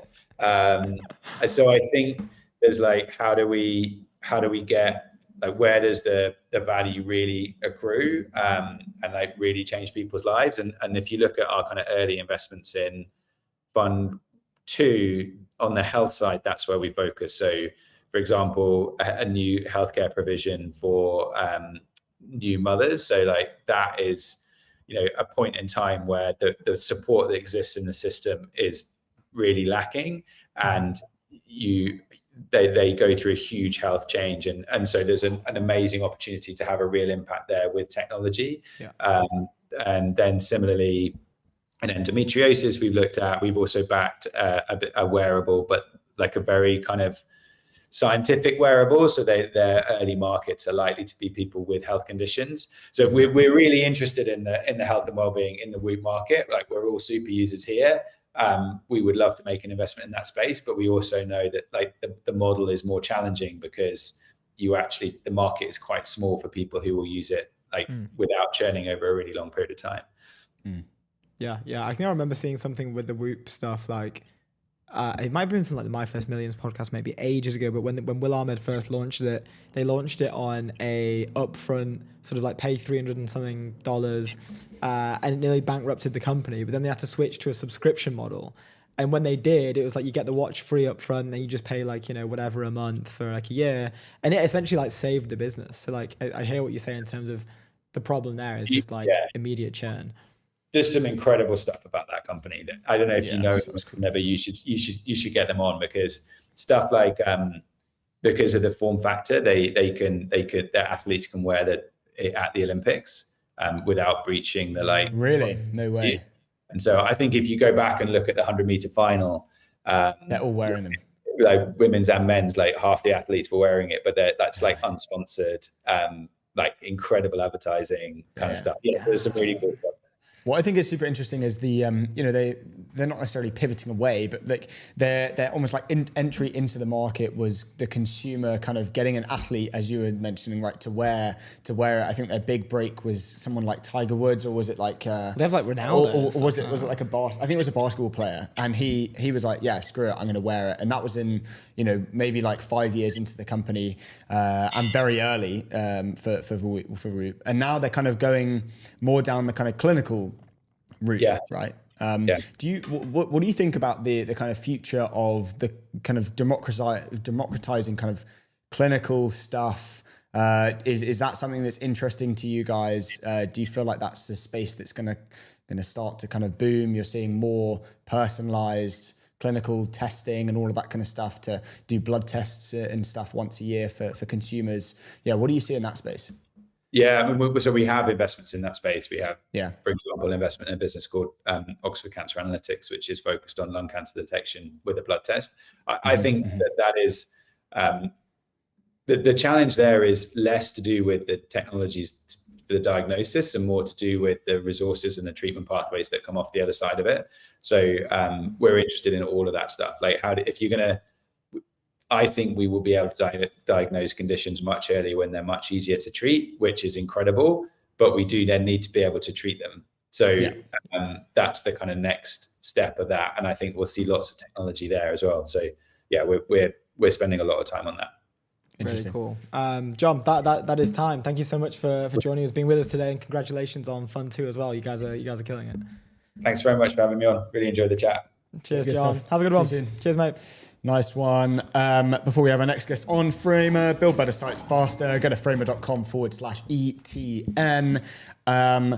Let's move on. I think we have Victoria Weller in the house. We've got Victoria in the house. We're just checking with our producer if we are live on the screen. And we are. Victoria, welcome to the European Technology Network. And congratulations, because ElevenLabs, I think they just made like 50 bajillion in a quarter the other day. Amazing news. How are things? Welcome to the show. Oh, we can't hear you. Oh, I don't have audio. It was working, and now it's not. Nope. Oh dear. Can you join? Can you leave and then join again? See if that works. Yeah, maybe try and come in again. I can hear. Ooh. Also. Oh, yeah. I think we can hear you. Can you? Is it better? Yes, I can hear you. I think. Can you hear me? Yeah, you're a little bit laggy, but yeah, I can hear you. Sorry about that, but thank you for having me. And yes, we just announced yesterday that we added 100 million in ARR in Q1. So that was our best performing quarter yet. And we're thrilled to go into Q2 strong, and kicking it off with you guys is an honor. No way. Okay, first question. Why and how have you guys made all this money in that amount of time? Like, what is ElevenLabs doing that no one, like, why are you guys just tearing it up like that? Like, how is this a thing? The crux of it all is the research that's underpinning everything that we're doing at ElevenLabs, both the infrastructure, the product, the sales on top of it. But it all wouldn't be possible if we didn't have the best audio models. So shout out to the research team. And we've been building on top of those incredible models to have now an 11 agents product. And that has just been taken on by our enterprise customers incredibly, especially in Q1. And that includes Deutsche Telekom and Masterclass and Klarna, and they're all experimenting and rolling out into production our 11 agents product. And so that has been a huge unlock for the revenue growth, but looking forward to what that means also in terms of. Ooh. We've lost you again. I lost you, yeah, on the last bit. The last little bit, we lost you for a sec. Oh, I'm not sure why this is happening. So it's fine. Is it on our end or no? Oh, I can hear you again. I think. The audio source yeah, jumping around for me for some reason. Okay, you're good. You're good now. Now it's good. Yeah. The last little bit was that we are also looking forward to advancing our product capabilities based on what we're learning from those customers. Mm-hmm. So huge. You guys are just tearing it up. So I want to start with that because I was just like, hell yeah, it's cool. And you recently had a launch. You've now got like on-prem and on-device kind of like better, more seamless integration with your customers. Can you talk to us about the importance of obviously the product is good. You've mentioned about how good the product is getting, thanks to the researchers. But about the kind of, the integration into the customers, like how you kind of like seamlessly kind of do that. I guess this is almost like a bet to be able to do that better. Yeah, on-prem and on-device is really a big unlock that expands our deployment capabilities beyond cloud and VPC. So this unlocks both customers that want to have specific storage or our cloud coverage doesn't suffice, but also entirely new use cases. Like in a car, we can now deploy given that new rollout. So it also enables a whole range of new workflows and abilities to use the ElevenLabs models. And we're designing the models especially for where they will live. And so are making bespoke infrastructure and changes depending on the use case and where the capabilities will be used in the end. And one of the pieces that we're also experimenting with that you're seeing a lot in the industry at the moment is using our forward deployed engineers to overcome some of those engineering barriers and enabling the customers to really get the full capabilities and understand how to implement the product super well. Yeah. I mean, it's clearly working. There was something, I'm not sure, can we talk about this, the coming soon thing that you have in here? Like, yeah, I think so. Yeah. There's something that's coming soon. I'm not sure if it's a scoop. The pay-as-you-go. Yeah. Can we know more about You this? say it. So I didn't want to like break it in case. Yeah. We haven't announced it formally, so this is a bit of a teaser, but Matty also spoke about it in Cheeky Pine. So we'll be launching a pay-as-you-go model, and that unlocks the ability for customers to be able to experiment and kind of try it out without subscribing to a minimum use per month and just pay based on what they're using and then going from prototype into production without any plan constraints. So we're really looking forward to adding that as a possibility for those that continue to build with ElevenLabs API and ElevenLabs agents. Mm-hmm. I wanted to ask about obviously, so you joined at 10 employees, and now you're kind of like whatever. You're going to get to close to 1,000, I guess, by the end of the year. Can you talk to us about how you guys have? Because I think a lot of the stuff that ElevenLabs does so well is being able to reduce the friction and the barriers to allow people to use it. Similar thing to kind of the pay-as-you-go stuff, right? It's just lowering the barriers so people can use ElevenLabs more. Can you talk to us about operationally how you guys have thought about that, growing the team and being like, right, we need to kind of go in this direction, but how do we make sure our customers are, it's as easy as possible for our customers to use the product? Growing the team is really my bread and butter. And so I could talk about this for hours with you. We're now at 500 employees. And as you say, want to grow past 900 by the end of the year. And want to stay really lean in the way that we approach our operations as well. So the 900 is a very conservative estimate based on the plans that we have ahead, where we want to conquer new markets, launch new products, increase the capabilities of existing products, and do so with the very small and mighty team that we have in our growing. And so the key pieces of those are using our own product and AI in the way that we operate. And we have a high mandate in terms of dog fooding what we're building. So also using 11 agents for our own customer support to our own customers, for instance, and using the capabilities that we're building and beyond that, AI capabilities in the day-to-day operations. And in terms of rolling it out to the customers, I think being aware of the market that we're in and what the unique pieces are of how these enterprise customers or self-serve customers will want to use the product and enabling them to do so. So having the language coverage, etc., all ready to go. Yeah, and like another thing that we noticed, we come across, we'd heard it from a few people, but also when we were researching, is you guys have like a title-free culture. What was the decision around this? It was one of the more controversial decisions in our history, and it was to some extent also inspired by the past of a few of the early employees at Palantir where titles didn't exist. And then when we were starting to hire more and build a team, we saw that titles can get in the way of agility and to this notion that we hold in really high value of going where you're needed the most. And so we don't want strict lanes and strict ladders, but we want people to be flexible and care about what is really required. And when we got rid of titles, it was super easy. It became much easier to go and live by that value.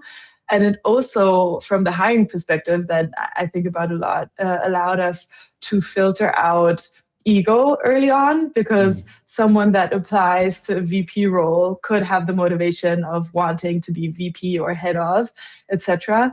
And because we don't offer that, we for free can do a big filter at the top of the funnel, which has helped as well. So it's been a controversial decision. It's somewhat risky, and there are bits that we have to make up for in terms of having that recognition, acknowledging the increase of scope and the growth of individuals. But from my perspective, it's been absolutely worth it for the last couple of years that we've had it. Yeah, that's it's super interesting and very, very, I guess, rare in the kind of tech space specifically. I want to ask, what's the kind of next, what does the next 6 months look like for ElevenLabs? What are you guys excited about? Really excited about expanding internationally, also into the markets that have less coverage in terms of languages right now. So looking beyond the US and into international and accelerating our growth there, and ensuring that 11 agents gets the coverage and the use across all those enterprises that can really leverage that for the way that they communicate with their customers in customer support and beyond is something that I really look forward to. On the hiring thing, sorry to jump back to it. Is there like a certain process or a certain way in which you guys will structure these to make sure that you are bringing in the right people? Because I find that the title thing is really interesting, I think, and the fact that it's impacting hiring is more interesting. But I know you, previously at Palantir, they had a very specific way of going about hiring people. Is any of does ElevenLabs have any of these interesting sort of processes, or what is if someone wants to join ElevenLabs, what do they have to do? Who are you looking for? What's the process like? Would love to know more about that. Yeah, we can come back to hiring anytime you want. So that's one of my favorite topics to talk about. There's no magic sauce, really. I think hiring is always a process of getting to know a candidate and understanding their motivations. So we, just as any good hiring process should, check for a role fit, a company fit, etc. Our funnel is pretty rigorous. Our interviewing process is pretty rigorous, where we screen early for the motivational and cultural pieces, and then do deep dives in terms of expertise for the skills that the role will use.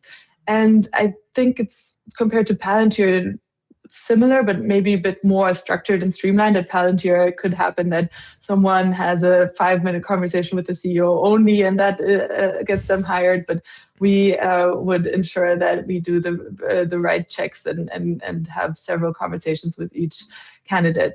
But at the end of the day, it's not formal qualifications that we look for or a certain number of years in experience. We just want really bright, eager, high slope individuals that care about the mission and want to bring the company forward.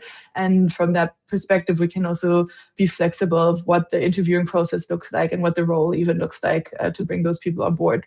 Mm-hmm. Yeah. And then I get another question. Sorry, as I'm so interested about your particular role. What does a day-to-day look like for you? Because when we look at the profile, it says operations, and this isn't part of the no title thing, right? I'm trying to work out what is, obviously the fact that you were number 10 at the company means that you have an insane scope. But what does a day in your life look like at ElevenLabs? Very, very varied. The no title piece doesn't mean that I also clean the toilets and in the board meetings. But my role is spans across hiring, people, customer support, and company operations. And depending on where the fire is, I kind of dive deeper with a specific team and try and solve with the specific teams on what's burning there. And so far, it's been a nice rotation that there's one fire at a time and just enough to carry. But that also means that the hiring well and being able to lean on the team is a critical piece. And so far, we've been able to bring in people at the right cadence. And that's a really great thing. But yeah, I spend my day-to-day kind of looking through what the friction points are and where I can provide the most value. And that's different every week. Yeah, I can imagine, given like the company is just on such an insane pace right now. Just like sort of 30 seconds left. Is there anywhere that, anywhere we can send people? Like, not that you guys need the attention right now, you're getting so much of it, but like what's like somewhere we can point people in the direction or? Yeah, definitely need the attention. So we love the inbound that we're getting for employees. So there's the careers page, elevenlabs.io/careers. But in general, I think our blog page is also really interesting in terms of understanding what we're doing in the industry. And we want everyone that joined ElevenLabs or that is thinking about joining ElevenLabs to be excited about what we're doing. And so I think that's a really good first place to check. Awesome stuff. Victoria, thank you so much for joining us. So good to catch up with the ElevenLabs team as always. And just keep killing it out there. Thank you too. That's good stuff. Have a good one. Bye. Good stuff. Before we have our next guest on, Airwallex, leave our dated business banking behind with Airwallex. Go to airwallex.com. Let's move on. We have Wayne, founder of Upshot, on the show. Wayne, can you hear us? Loud and clear. Good to be here. Thank you for having me. Let's go, dude. So good to have you on here. Where do we start? Maybe I think for our listeners, maybe an intro from you, Wayne, would be helpful to start us off. What is Upshot? We know it's built on Base. We know there was sort of early days in the NFT space as well. But maybe you want to give like an intro to who you are and what is Upshot, and we can get into it. Yeah. So I think the best way is to talk about what is Upshot.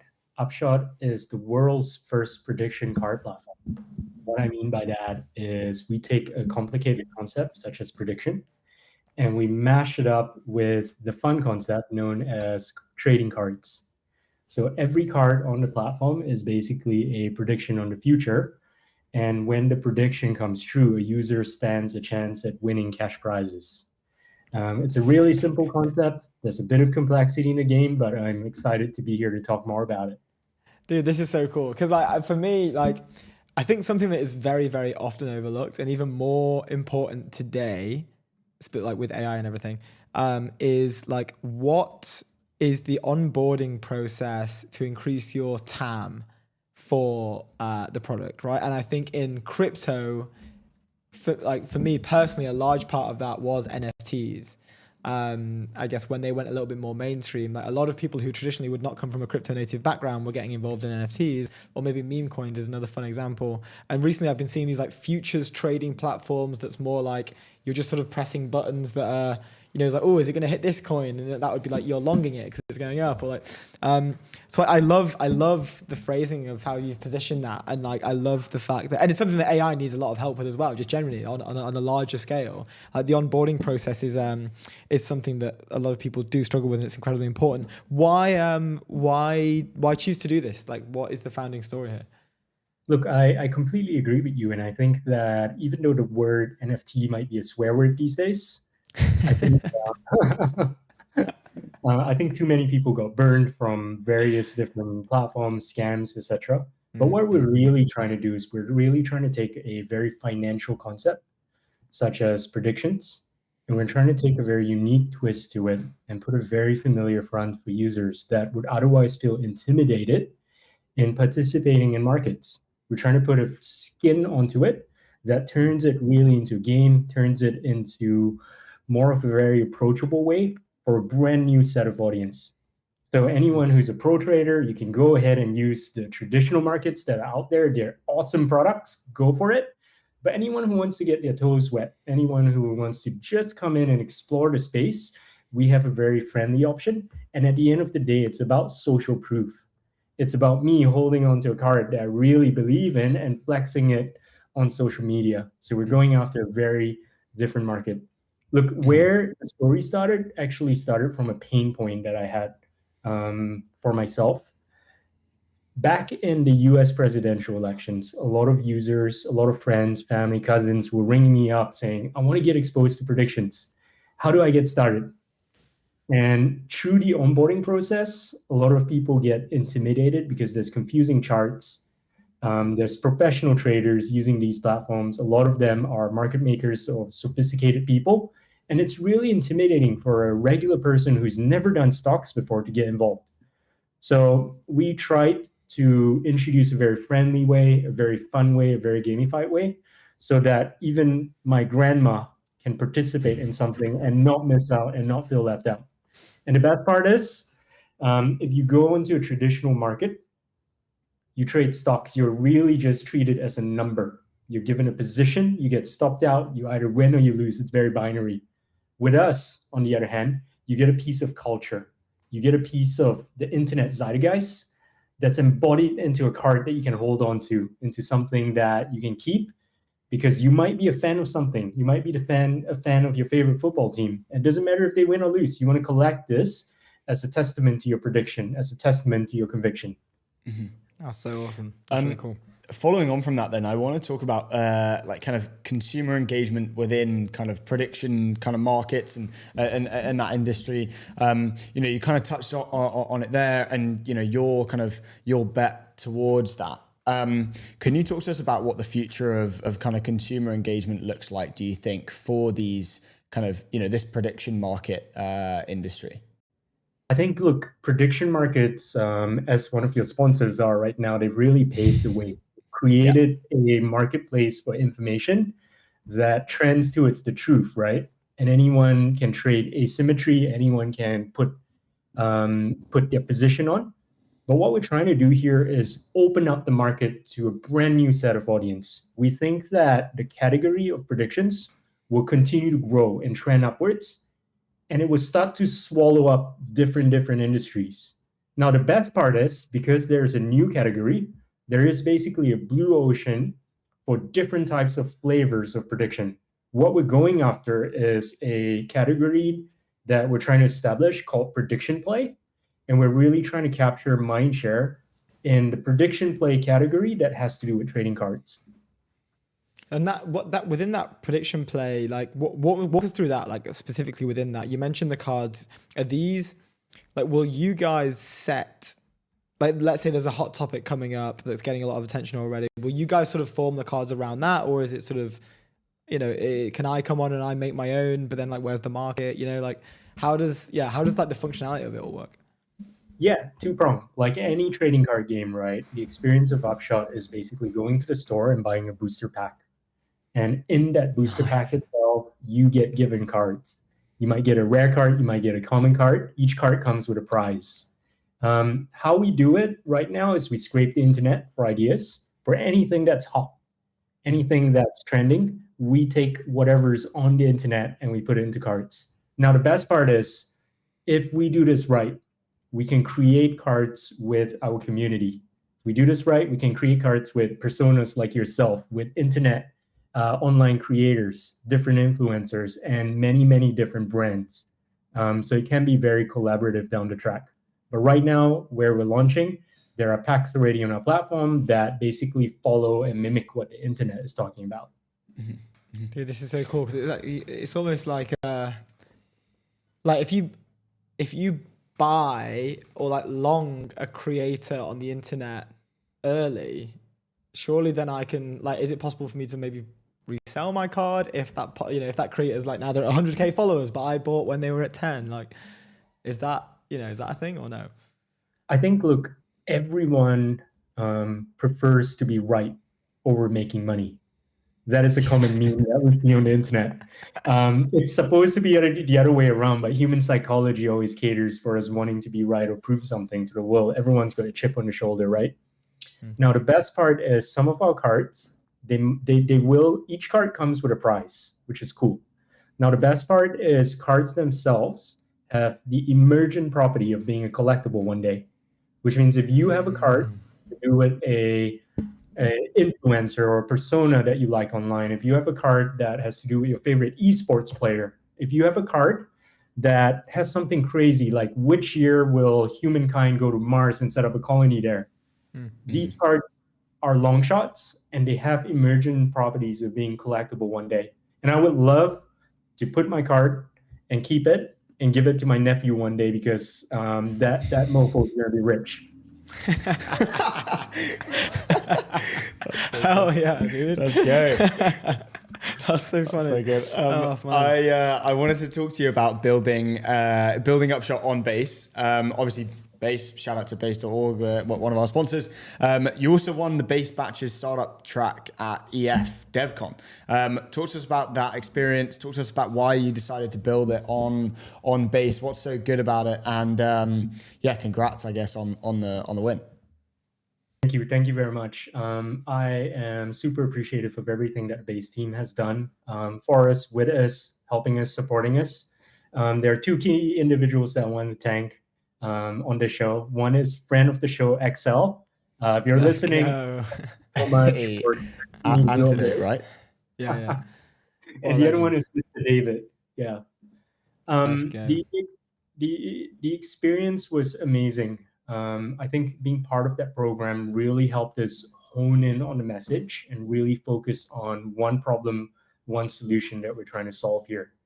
And part of being able to present on stage to a batch of investors was really awesome as well. And we're super fortunate to be able to win it. I think there are a lot of great startups in the Base ecosystem that everyone should go check out.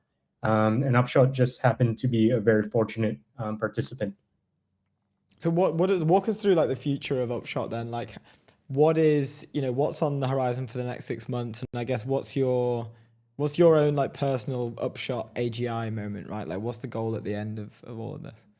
Oh my gosh. Okay. So there's a few things that are on the horizon. One is, like any startup, we are live with real prizes, and we're trying to scale up our user base and get mindshare that way.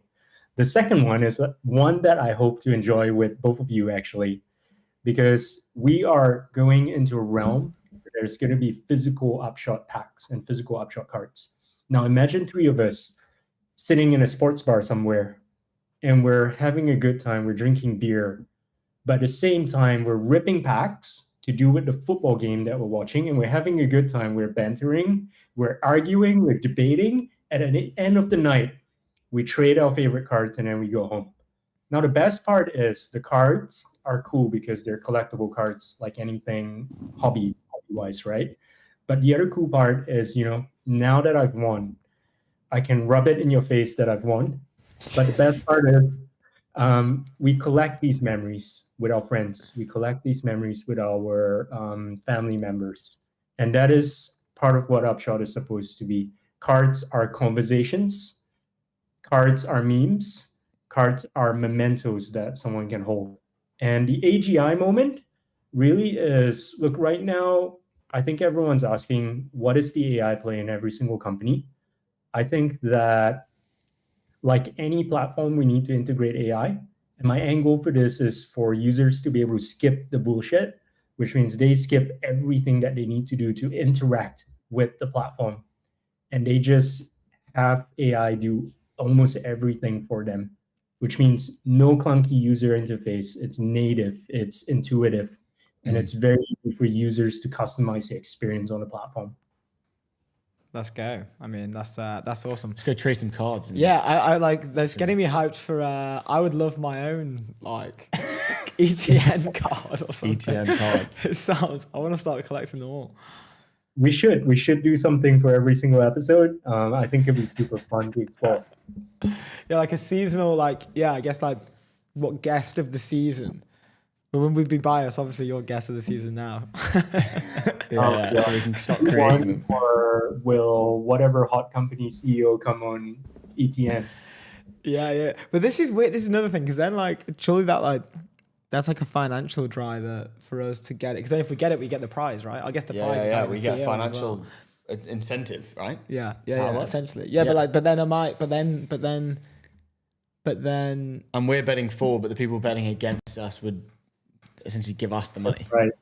We need to get someone to also bet against you guys so that they can win if they're haters, and you guys can win for your lovers, and for listeners of the show, they need something as well every week. There should be a special drop that they can claim. That's jokes. This could be really cool. Let's brainstorm, dude. Yeah, we can brainstorm. Dude, we're coming up to the end of the interview. Where can we send people? Where can we point people? Where can we drive attention to? Look, really simple. Our domain is upshot.cards. You can visit it. I am on Twitter all the time as well, at upshot_cards. Come talk to us. Our DMs are always open. Feel free to learn. We try our best to publish videos and tutorials. And we have a great community of people who are strategizing and always thinking about the future. So we would love to have anyone join us. Awesome. Let's go. Dude, thank you so much for joining us, and congrats again. Good luck with everything that's coming. And we're pumped to chat more. Thank you so much for having me. Good stuff. Pleasure. Have a good one, man. Ciao. Ciao. Good That's stuff. Before we have our next guest on, Polymarket, the world's largest prediction market. Stay informed and profit from your knowledge. Go to polymarket.com. Next on the show, we have Adam. We've got Adam in the house. Adam, can you hear us? Adam Soccolich. Am I getting the second name right? I'm not butchering the second name, am I, Adam? So excited to be here. I emphasized the surname that O. we butchered. Yeah, I need to get better at that. Hey. Dude, thank you so much for joining us. When we were introing you today, we were just sort of re-flabbergasted by the sort of spread and depth that you have, not only just in the media ecosystem, but the intersection of media and tech as well. We're talking My First Millions, we're talking Lenny's newsletter, we're talking Replit, CodeRabbit, Flightcast. You're also running your own sort of, I was checking out the website this morning, but you're essentially taking care of everything that anyone would need to do for their own sort of podcast circuit or network, with guest prep, guest notes, production, design, everything, right? Yeah, podcasting is huge as a channel right now, and that fits obviously within marketing and growth. That's really where my expertise is helping tech and media companies, from creators to startups to enterprise, grow and get that adoption with new audiences. Dude, so cool. I mean, well, first question straight off the back, why are we feeling this sort of shift right now at the intersection of media and technology? It's been buzzing for a little bit, but I feel we're kind of hitting this sort of exponential curve of people getting drawn in. Yeah, I mean, we're going through one of those critical points in history where this, from industrial revolutions, now we're in the AI revolution. Mm-hmm. And with these massive advancements, people are looking to get more adoption with their users, but the users are trying to adopt these tools as well. And so they need to connect better with these brands. Traditional media just isn't cutting it. So this new wave of new media, by having the founder voices directly connecting with audiences through podcasts, newsletters, social media, of course, as well, it's really helping these advanced technology brands kind of have that human-centered vibe and connection with the audiences, which is what they're wanting right now. So it's really a unique time for both media and technology. Yeah, and they seem to be colliding relatively well. I guess part of this, and maybe where a lot of this, the taste conversations are coming from as well. I feel that, and one of the questions we actually had on to discuss with you, which is related to this, is what's happening in set design, because there was that, I can't remember if you saw it, the viral tweet where it was every single show I see right now, or podcasts, I mean specifically, I guess, that I tune into, it's these wooden paneled. It's the podcast wars, you know what I mean? Everyone kind of knows. Yeah. Why? What's happening with that? Why is set design changing? Why hasn't set design changed for these specific things? Why are people not focusing on this as an element? Because podcasters have no idea what they're doing, right? A lot of these podcasters, and even you guys, you weren't necessarily trained in media unless you guys went to college and university for broadcasting and stuff like that, right? So these podcasters are starting shows about what they're interested in. That doesn't make them good media and set design and even just great podcasters as a whole, right? So as they advance, as they grow and they get better and they get maybe more revenue or sponsorship money, they start thinking about, well, what are the different areas I can grow? They look at the data, right? They try to run ads. But even the uniqueness of a set design really helps the audience connect with these people, right? It's a unique differentiator. And I was doing a podcast with Tim Ferriss, a popular podcaster, and he said it's so hyper competitive right now. You really need those unique advantages, and it could be as small as set design. So I'll give you an example. I was producing a podcast a few years ago. We were interviewing the world's best writers, including CEOs like Sam Altman. And the difference that we made is we started interviewing, not at usual podcast studios and stuff like that. We rented out the highest end hotel suites that we could in the cities that we were going to because of the unique architecture or design. I mean, the sets were basically custom in their own ways, but every city you go to was a new style, and it made the audience feel a little bit of discovery, uniqueness, connection. And so stuff like that can be really powerful. That's so cool. That's such a, yeah, I was thinking a little bit more. Like, I know there's one that I've seen that I quite enjoyed. It's like the fireside type one. I think it was one that the XAI engineer went on before they got let go for going on it, I think, which is interesting. But like another one that Brian Armstrong did where it's set up in this sort of like crypto sort of, not a booth, like a room with like the two of these grand chairs with the whole Bitcoin logo in the middle. And like people are starting to put a lot of time and attention into making the wow factor kind of pop in these, specifically in tech though, which I think is a really good thing to see. But maybe we can move on from this, specifically around your experience. Like you've already mentioned some of the greats that you've sat down with. You're also consulting for My First Millions as well.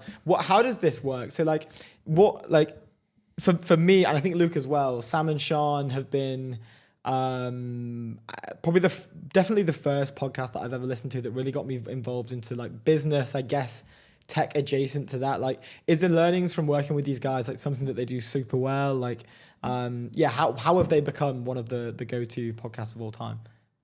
Yeah, if we want to talk with Sean and Sam with My First Million, I mean, they're always striving to improve. They're looking for those little, niches, whether, as I mentioned, it was set design before, but right now, one of the biggest things that I do with them is it's getting the highest quality guests possible, right? A lot of podcasts, a lot of shows out there just get anyone and everyone from a quantity perspective, but at some point you shift and you go up to a quality perspective. And so similarly with My First Million or Lenny or some of these other podcasters, they come to me and they're like, Adam, you have an amazing network of some of the top CEOs or fascinating writers, just people that are out there.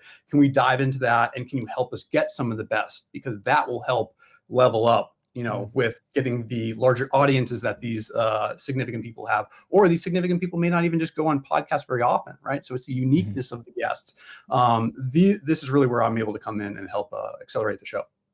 Where do you feel like the future of media goes where, you've got these trad media companies, they're worth kind of hundreds of millions or whatever, and they're kind of moving into like live shows and podcasts and stuff. But then again, you've got these individuals who are almost kind of doing their own, whether you call it like journalism or whatever they're doing. Like, I guess kind of what we're doing, we don't come from kind of a trad media background or anything. So where do you see the advantage, I guess, for a trad media company to try and take advantage of something like this? I assume, you've got these tech companies building podcasts like a Cheeky Pint, but then you've also got us kind of who are individuals, and you've got the trad media companies, just like this whole trifecta and big ecosystem of things going on. Where do you see the kind of the advantages of people kind of building something successful? Because there's just so many different angles that people are taking.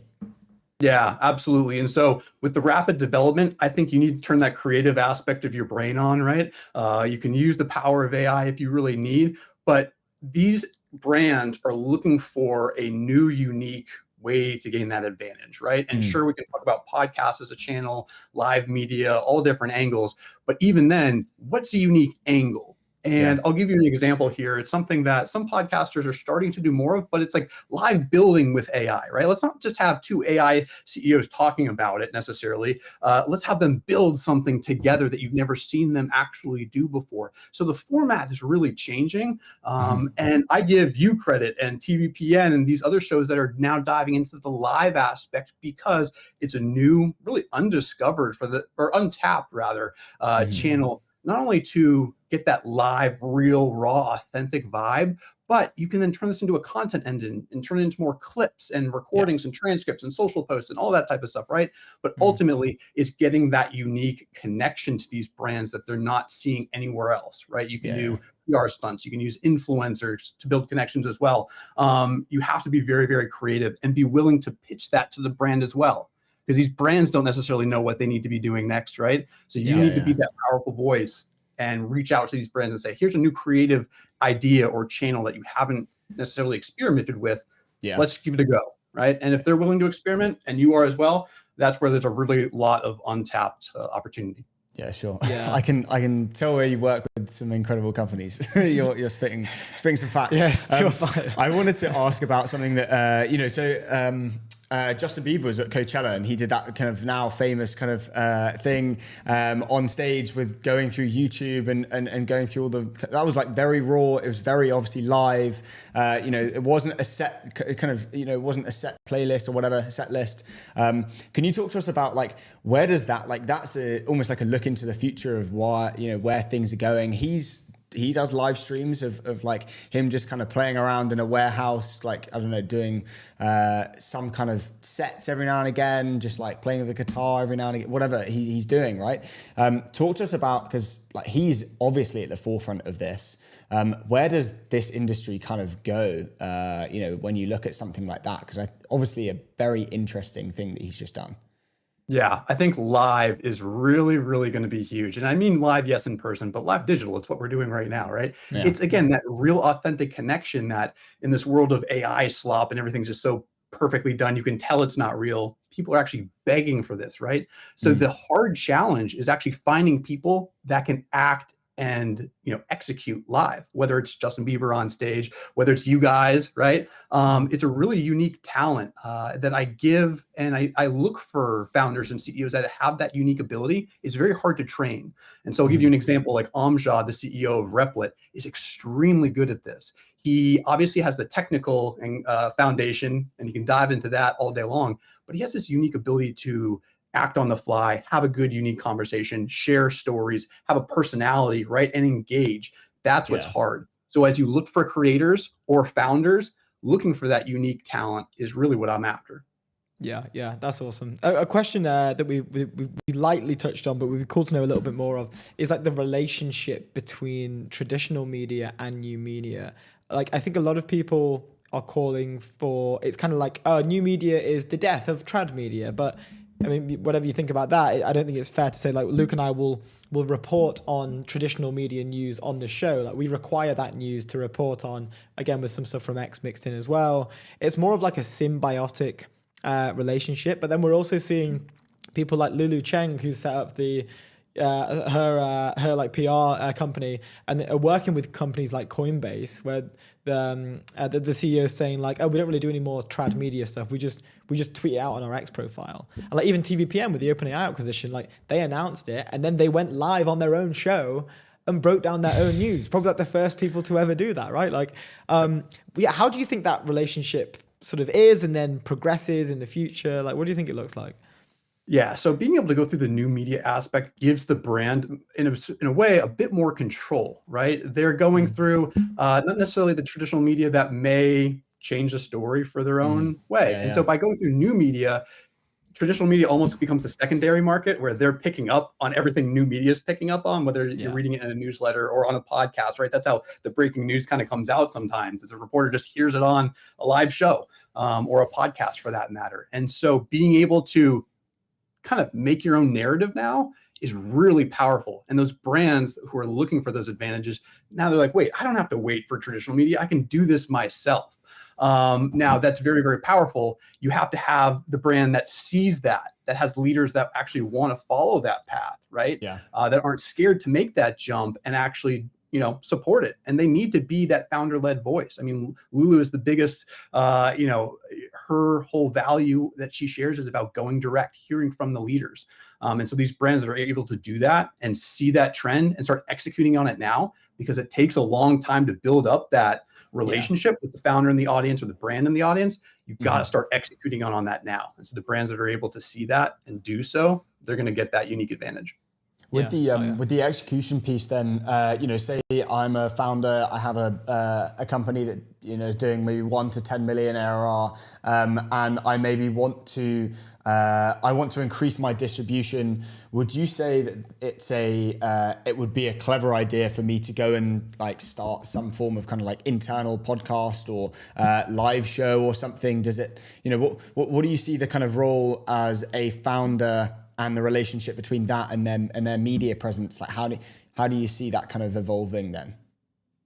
Yep. So two things. Number one, you've got to get your voice out there as the founder, whether you're a solo founder or the founder of a 1,000-person enterprise company, right? Yeah. You need to start pushing out, whether it's text and it's posting on Twitter, for instance, all the way to, yes, hosting your own podcast if you feel comfortable. But you really have to feel comfortable with being able to do that, right? So it's finding the channels, it's pushing it, but you really have to make this a content engine as well. And I think podcast, or even live for that matter, is a tremendous opportunity, because in this 15-minute segment that you and I are doing right now, right? We have the live channel and live viewers.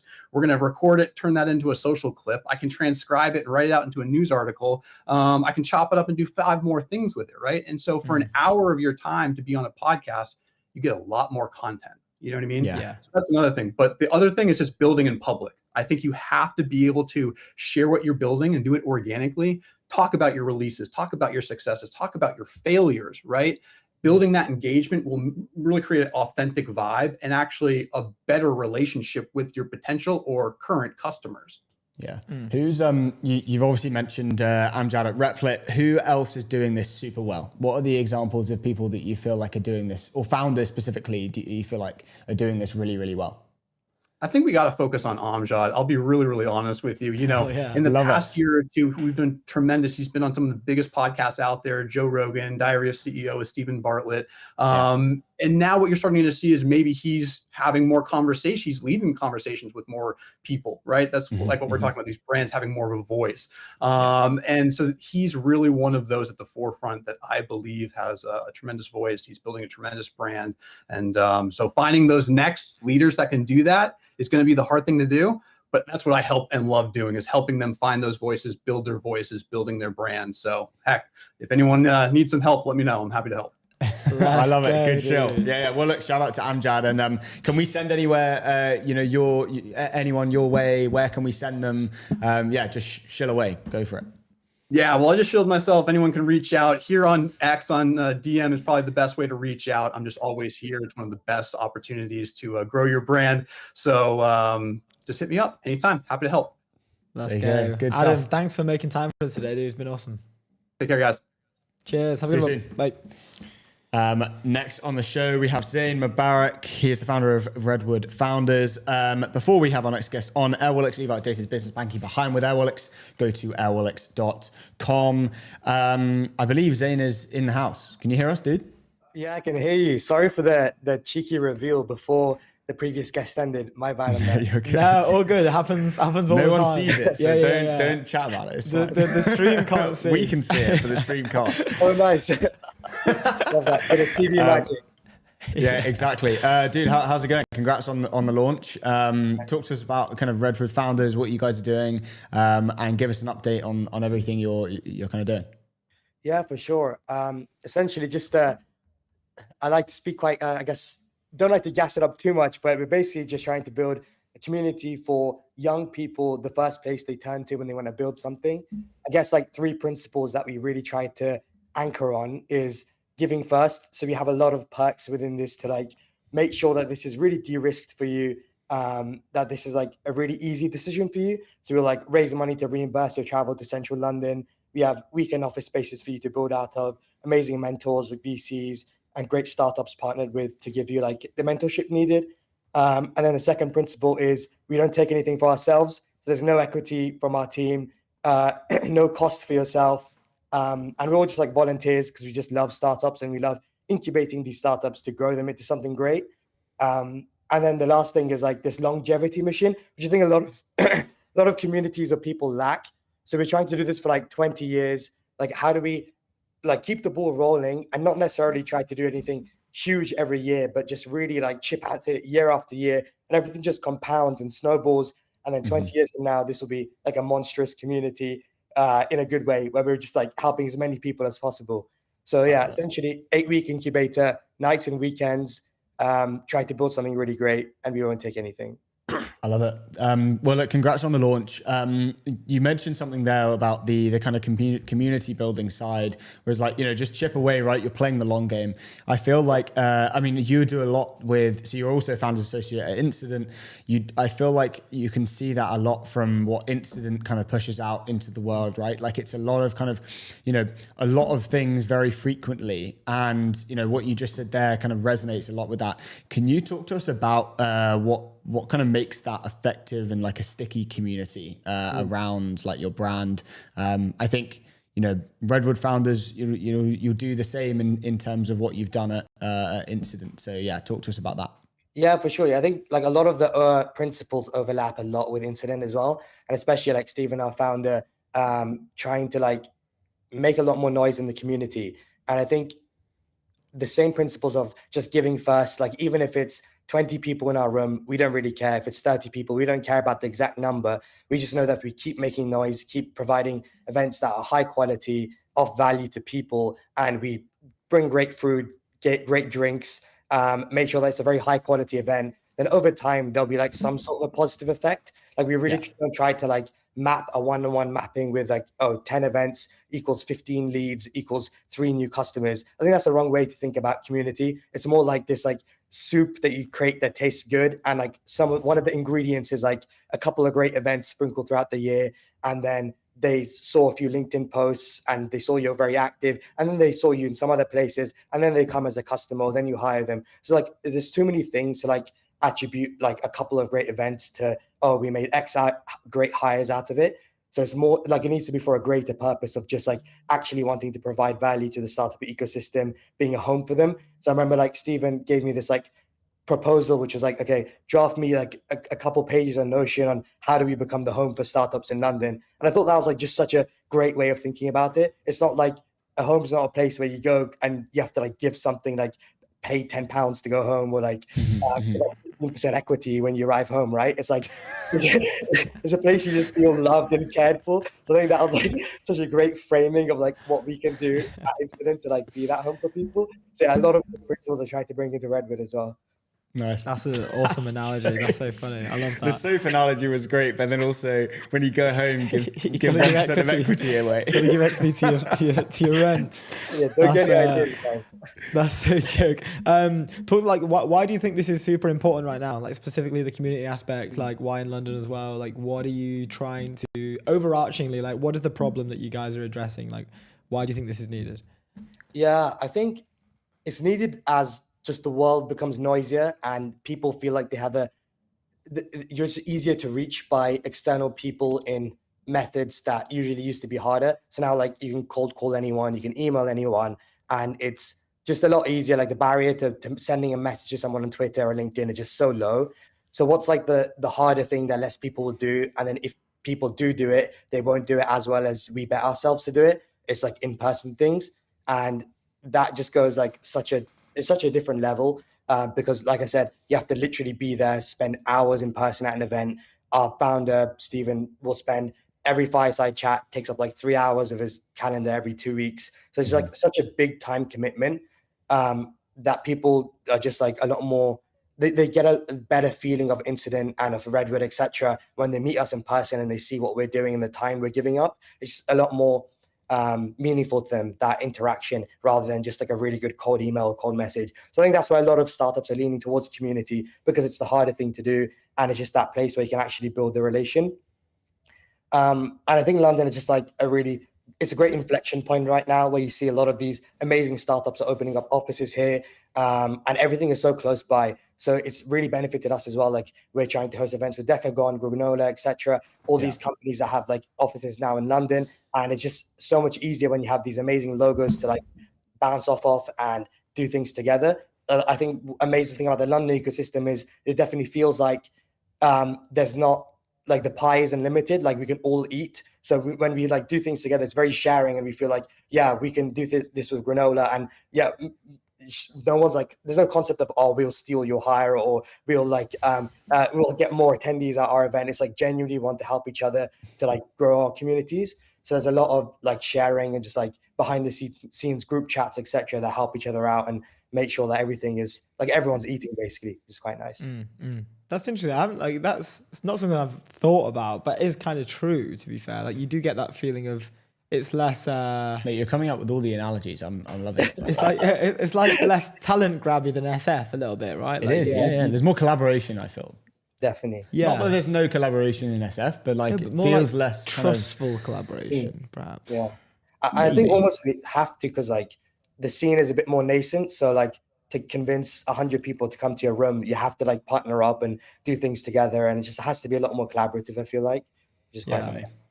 Yeah. That's super true. Nice. What can we expect from the future of this? Do you guys have, like, when you sat down, was this like we need to be here in a certain amount of time, or was it more just around like we just need to create great experiences? Like what's the plan? Yeah, it's a good question. I think like the community, we always listen to the pull of it. So we started this when we were at Warwick, and it's just a group chat. Like we never thought anything bigger of it. We just like provided all the resources. Like I was building a startup during undergrad, so I gave a lot of like pitch decks, different things that I was using and encountering. And then from there was like a pull to invite people and speakers to come to Warwick. It's in the Midlands, so no one really wants to come to Coventry to talk about entrepreneurship. That was hard and interesting. And so we invited some really cool people. And then there was a pull, I'd love to work at startup. So I messaged 15 friends at different startups and said, we'll give you interns for free, and they get to experience life at startup. So that was really fun. And then like slowly over time, we just like keep every year, like over the summer, that's like our main active period. We'll listen to the community. We have like 1,000 people in a group chat now, and like a couple thousand across socials. And we'll see like what's the appetite. And then last year was the first year where people wanted to actually build their own thing. And so we thought, we can give it a shot at incubating startups ourselves. And so that's kind of where we're seeing it right now. Is like this incubation stuff is so fun. Like we partner with VC funds, we raise a bit of money, and then we do like this amazing program where we reimburse their travel, office space, etc. And last year we had 20 startups come out of that, which was quite cool. And I think like doing that year on year seems pretty fun. Not sure exactly like where we'll be in 5 years, whether we'll keep doing this. But yeah, that's kind of what seems pretty fun to us. And we get in the weeds of these companies and we help them like literally start their team, start their ideas. So that's quite fulfilling. I wanted to ask a question to you about advice maybe that you have for people who are, whether they've just graduated or they're looking to get into startups or whatever. You're the founders associate of a, one of the kind of best companies in London, startups in London at the moment. You have created an incredible kind of community off the back of that, the things that you just mentioned there, right? It's like, I'll go and message 15 people that I knew at startups when you were, when you were about to graduate type thing, right? What's the advice for people who are young and are hungry to get into the world of startups, whether that's go and be an operator, whether that's going to raise some VC money? Talk to us about, those first steps. Yeah, it's a good question. I think two things come to mind. One is just like doing something, like building something. And I say like to people, it doesn't have to be. So I made a social media app for uni students. And I like on reflection, I think that's such a bad idea. Like I'm competing against like Instagram, like Snapchat, etc. Like no one was really going to use us long term. Nice. Even though it's such a bad idea, it taught me so much and it put me out there in the world. And then the second thing like when I was building that was just talking about it. So I think those two things coupled gave me like the credibility that I did something 0 to 1, even though it wasn't that great. And everyone like older than me knew it wasn't going to be that great. But people were just like, this guy's young and he's actually shipped something. And the second thing was just me talking about them meant I brought visibility onto me rather than people having to like discover me or just very loud and publicly building this thing. So I think like if you want to catch startup people's eyes, people love seeing you do things and being proactive. And just like opening that third door, like if everyone's applying via LinkedIn or sending an email to a startup saying, hey, hire me, who's like not doing like creating something like, I don't know, maybe on Lovable or Replit, and then shooting it to one of the talent people saying, hey, this is like a lovable site of why you should hire me. That's a small example, but do like the harder thing that people aren't doing and ship something publicly and talk about it is usually what I'd say. Nice. Speaking facts. Yeah. What can we, last few minutes of the interview, what can we look forward to from Redwood founders and I guess Incident as well, right? Or what does the next kind of, 3 months, 6 months look like for both? Yeah, for sure. With Redwood, if there's anyone in the VC world that wants to get involved, be a mentor, be one of our speakers for the batch, we're still finalizing those. So that would be awesome. Come through. And if you're a student or young builder, do check out our program. Applications close April 30th. We take on like 80 people roughly. So quite an intimate cohort. And then with Incident, if you want to partner with any events, let us know as well. We're always looking to meet new people ourselves and get cool people in the door. So if you know anyone, come through. I love it. Good stuff. Well, thanks so much for taking the time, and congrats on everything. Good stuff. Thanks, man. Take care. See you guys soon. Cheers, Zain. See you soon. Get well.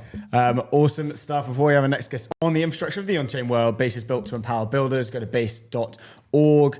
Next on the show, we have Ian Rogers, the CXO at Ledger. Ian, can you hear us? Yes. Loud and clear. We can. Welcome to the European Technology Network.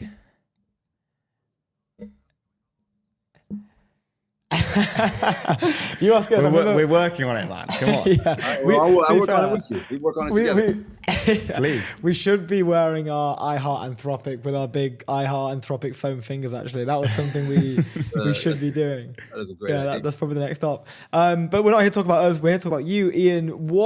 My first question is, let's get you to introduce yourself and Ledger first. We've already had, I think we had the CTO of Ledger on a few months ago, which is really cool when you guys released your new product. Very early which into was, the show. Yeah, it was awesome.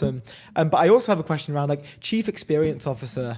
Would love to dig into this as a title. I think it's really cool. I'd love to know a little bit more about what that entails. Maybe for the viewers at home. So it's just like your new role as well. Well, and so exactly. So that title was meant as a conversation starter, and then we can break some news here that today we'll be announcing a new title, also meant as a conversation starter. So just as a brief intro, again, Ian Rogers. I've been here at Ledger for over 5 years now. I joined in January of 21. Before that, I was the Chief Digital Officer at LVMH for 5 years, Louis Vuitton at Hennessy, and before that, I spent 20 years in digital music. The last two things I did there was build Apple Music, and I came from Beats Music. I built Beats Music with Jimmy and Dre and Trent Reznor, and that's what brought us into Apple, and built that and Apple Radio with Zain Lowe, and incredible full circle for me, especially considering I did radio broadcasting in vocational school in high school, but studied computer science in the early 90s and had a really fun internet career after dropping out of grad school to go on tour with the Beastie Boys in 95. That's who I am. There's lots of stuff out there on me if people want to know any more. But at Ledger, what we've been doing for the last 5 years is in my title. So when I joined the company, my friend Pascal Gauthier had this notion that when you buy an iPhone, you're not buying a piece of hardware, right? You're actually buying into an ecosystem.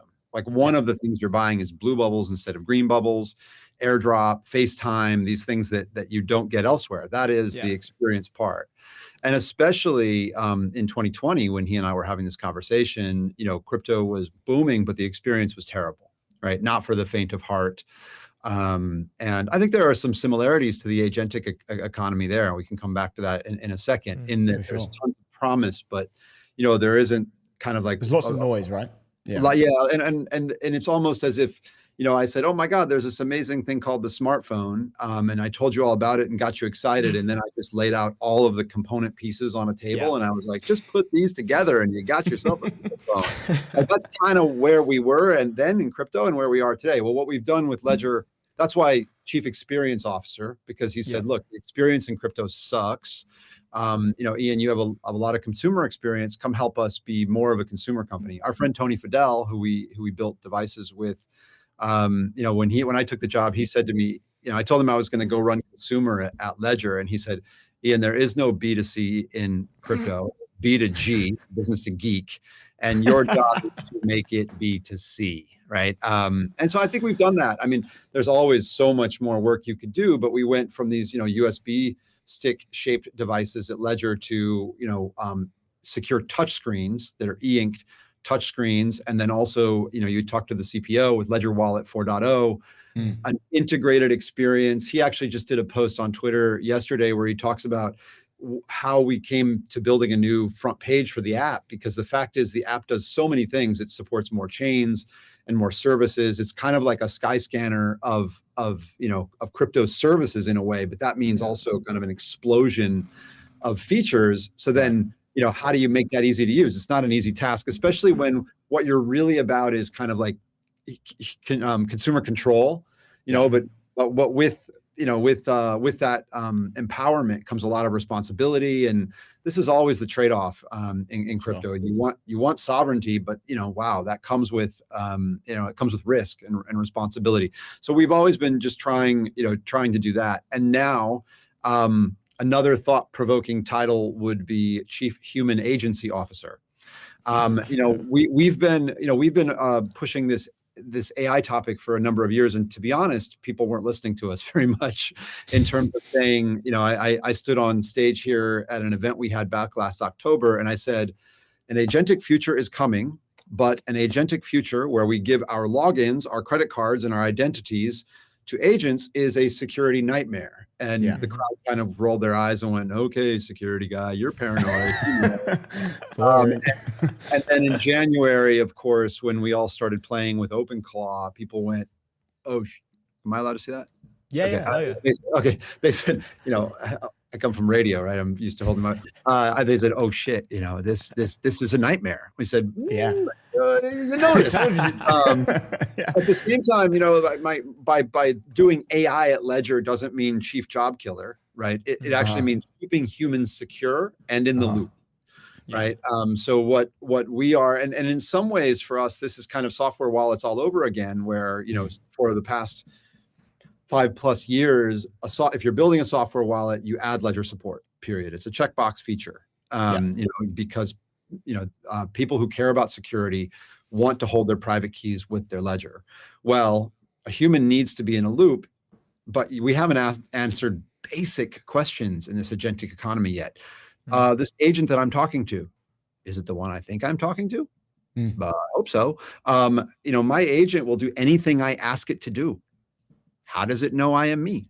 If I'm just asking it what time is my flight tomorrow, well, maybe that's low stakes, right? But if I am, asking it to spend money or RM minus RF, like it should stop and say, wait a minute, prove to me you are you. Prove to me that you are, that it is you holding that phone. And by the way, it doesn't care who I am. It doesn't care what name is on my birth certificate or my passport. I just, it needs to know. I mean, your computer system already has this, right? Like, if you work at LVMH, say you can't go RM minus RF your file system. It says like, hey, you're not the IT department. This is basic stuff that we haven't sorted out yet. And many things will require ledger level, meaning hardware root of trust security to do it. And so we're announcing the roadmap today with the primitives to do all of those things. This is fascinating. This is so cool. First question is like, and it's a little bit taken from the early part of the conversation, but I feel that it's becoming ever more important and relevant in the age that we're getting into now, where AI starts to intercept elements of our lives that we maybe hadn't predicted a couple of years ago, or maybe it's not only just for the tech natives, it's now for people that surround these circles as well. You mentioned it really well there with the iPhone. It's like you're telling me about this great smartphone, this great thing that I really have to use, and then you hand it to me and it's all these components, right? Like that is such a good example of like how important the onboarding or the enablement piece is. Like I was saying just earlier today, for crypto, it was maybe NFTs. Like that packaged up something that was complex and put it in a digestible way that made people want to engage with it, right? And I was one of them, and I really had a great time. It was fun. I lost a hell of a lot of money, but hey, I had a great time. But like, and I think that now is becoming such an important part of how AI companies work as well. Like, yes, this is, it's not scary. It might look scary and it might look like it's going to do loads of things, but this is going to be really important. It's really going to help you. Like how important and who are those people that can do these roles? Like, is it a traditional product manager, or is it is it this experience officer that you described? Like, who is it? Yeah, I've really been spending a lot of time thinking and talking about this because it, we're doing it here at Ledger. So part of my job is making this transformation for us as a company. But also, yesterday I was with the managing director of LVMH, where I used to work. I'm still on the board at Dr. Martens. So I'm really thinking about how not only does a technology company go through this change, but others. I'll say this. First of all, I think something big has happened over the past 6 months. We all know that. But for me, it's a very specific thing in that we kind of know the answer to the question. Last year, we're like, how is AI going to change our lives? Like we knew it was, but we couldn't tell specifics. But now I actually think it's quite straightforward and simple. we are all going to become the orchestrators and operators of AI agents.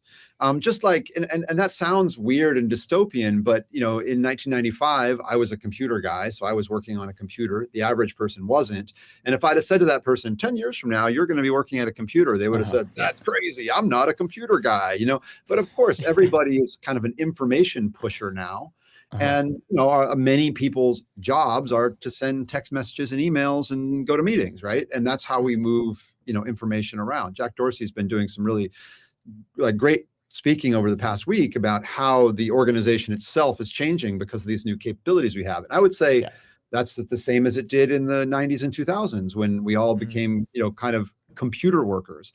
I think also the thing that has already happened is we've kind of seen the way this unfolds, those of us who have jobs in software, right? Because it's a great example of, I put it I think it's actually quite straightforward when you think about it, right? It sounds really futuristic, but it's not. How does software get made? You have an idea, the idea goes to a product manager, the product manager turns it into a PRD or a description of the feature. Maybe they have consumer research and these other pieces of that process. Eventually it goes to the engineering team. It becomes, something that the engineering team can break down into parts that they build and then they test. And then there's, eventually it makes its way to the customer, right? All of those steps have been automated over the last 6 months, right? Yeah, and yeah. As Balaji says, AI is middle to middle, but humans are end to end. And that's definitely true in that process. Humans are end to end at all of the individual parts of that software development process. Yet the middle pieces, a lot of the heavy lifting is done by agents that do it very quickly, but humans remain kind of the idea starters, the steerers, the ones with their hands on the steering wheel, and then the verifiers at the end. And that's where, something like Ledger is incredibly important because okay, now your question is, well, how do I verify?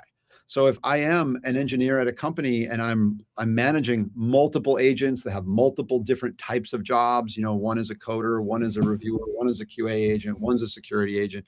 How do I interact with them securely when they need to ask for permission to do something because it's maybe a riskier or a destructive or an immutable transaction? They should sort of pop up hey, I need access. I need, it's a much better world where humans hold the keys and, the agents ask us for those secrets and we can delegate them at the time that we need them. It's almost common sense, but we need to kind of think all the way through that process.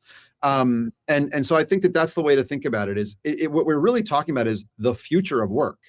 But if it's the future of work, I mean, I had a very prominent business person ask me in this conversation, I shouldn't say exactly who, but he said, look, employees come and go, but the agents need to stay with the company. How do we do that? Well, our hardware root of trust agent identity backed by Ledger's on-premise HSMs, which is something that we developed for crypto, is the answer to the question. It's the best answer that I can come up with, frankly, because now you have something that is secure, governable, verifiable, but an employee can do their work, but the company value stays with the company. So to me, these are just like practical answers to very important questions around the future of work. Sure. Yeah. I wanted to ask you about the recent news of the launch of Mythos and get your kind of take on it. Obviously very timely and kind of ties very nicely into what we're kind of talking about. What I guess high level, kind of what is your take? How do you feel? Did they launch this in the correct way? Is this, we were talking last week that it might be some of the numbers might be overskewed purely because of the potential of like an IPO marketing type thing. Can you talk to us a little bit about almost like their fear mongering type thing? OpenAI have been fairly, they had a memo come out and they were saying that, the way that Anthropic are kind of doing this narrative thing is like fear mongering and that kind of stuff. Can you talk to us a little bit about your views on Mythos? Yeah, so Ledger's CTO, Charles Guillemet, had a really great post on this maybe 3 weeks ago where he was talking about kind of where we are and how will AI affect us from a security perspective. I mean, the reality is, and we've been saying this for years, go back, 7 or so years to the great book by the New York Times cybersecurity reporter Nicole Perlroth called "This Is How They Tell Me the World Ends." Yeah. And we're really like some of the kind of the context in that book is really, you're feeling it right now, right? Because we collectively as society are highly reliant on software systems, and those software systems are fragile. I mean, that we've been saying that for a very long time. The reality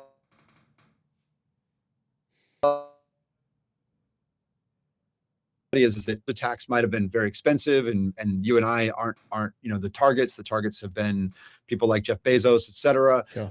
But the cost of those attacks is coming way down. Now, we also do have AI on the other side to help us confront those attacks, and that's what Ledger is doing. So, on our side, trying to develop more quickly. Also, we have the Ledger Donjon, which is the #1 white hat hacker team in the world, and we are proactively going out. They've been very busy, and they've been using AI in that defensive way to go out there and try to find these things. So I think in that way, the idea behind having Mythos with a number of companies who can use it to identify 0 days all over the place is not a bad approach.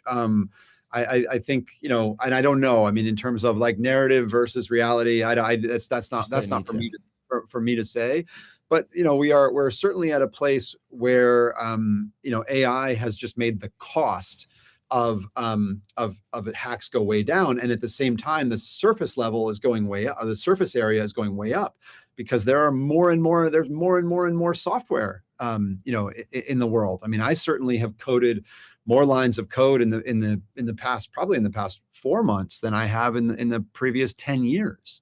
Right. As an old coder who's been, managing, for the past 15 years. Right. So, I had one older coding friend tell me, I think I coded more in one night the other day than I have in my whole career, so, but that also increases the exploitable surface area. Yeah. I mean, it makes complete sense. It's like it's starting to open up some realms in which that I don't think we were as prepared as we thought we were. Like, we were literally covering this morning, like some entities in the UK are kind of scrambling together and thinking like, hey, if this is legit, there's a lot of areas of exposure here that we could face if this thing gets rolled out today. I'm just now realizing that we're going over time, so we have to. The beauty of 15 minutes. Exactly. Would love to do this again. Thank you so much for joining anytime. us. I'll come back and talk to you guys anytime. Super fun. That'd be awesome, man. Thank you so much, man. Congrats on the new role as well. Thanks, man. Appreciate it. See you soon. See you soon. Good stuff. Before we have our next guest on, Framer, build better sites faster. Go to framer.com/ETN. Next on the show, we have Ragnor. Ragnor, can you hear us? How's it going? Awesome. We are very good. We're very good. Ragnor, tell us, give us an intro to you, to Modern Relay. I'm sure our listeners would want to, hear an intro from you first. Sure. Yeah. I'm Dutch. I grew up a bit in France, Germany, so very much European. Went on to study computer science and AI before it was cool. And then actually spent most of my career working in the life sciences because, I've always been really obsessed with sort of the power of knowledge, and the life science is one of the sort of most, knowledge intensive domains you can find. And that's really where I want to sort of apply my knowledge and skills in sort of the computer science and AI domain. I worked in San Francisco in different biotech startups and kind of learned a lot, and then started Modern Relay. And I guess today we are announcing a round led by Point9, Emerge, and Amino. Round of applause for the round. Here we go. Wait, can we hear some numbers? What are we looking at here?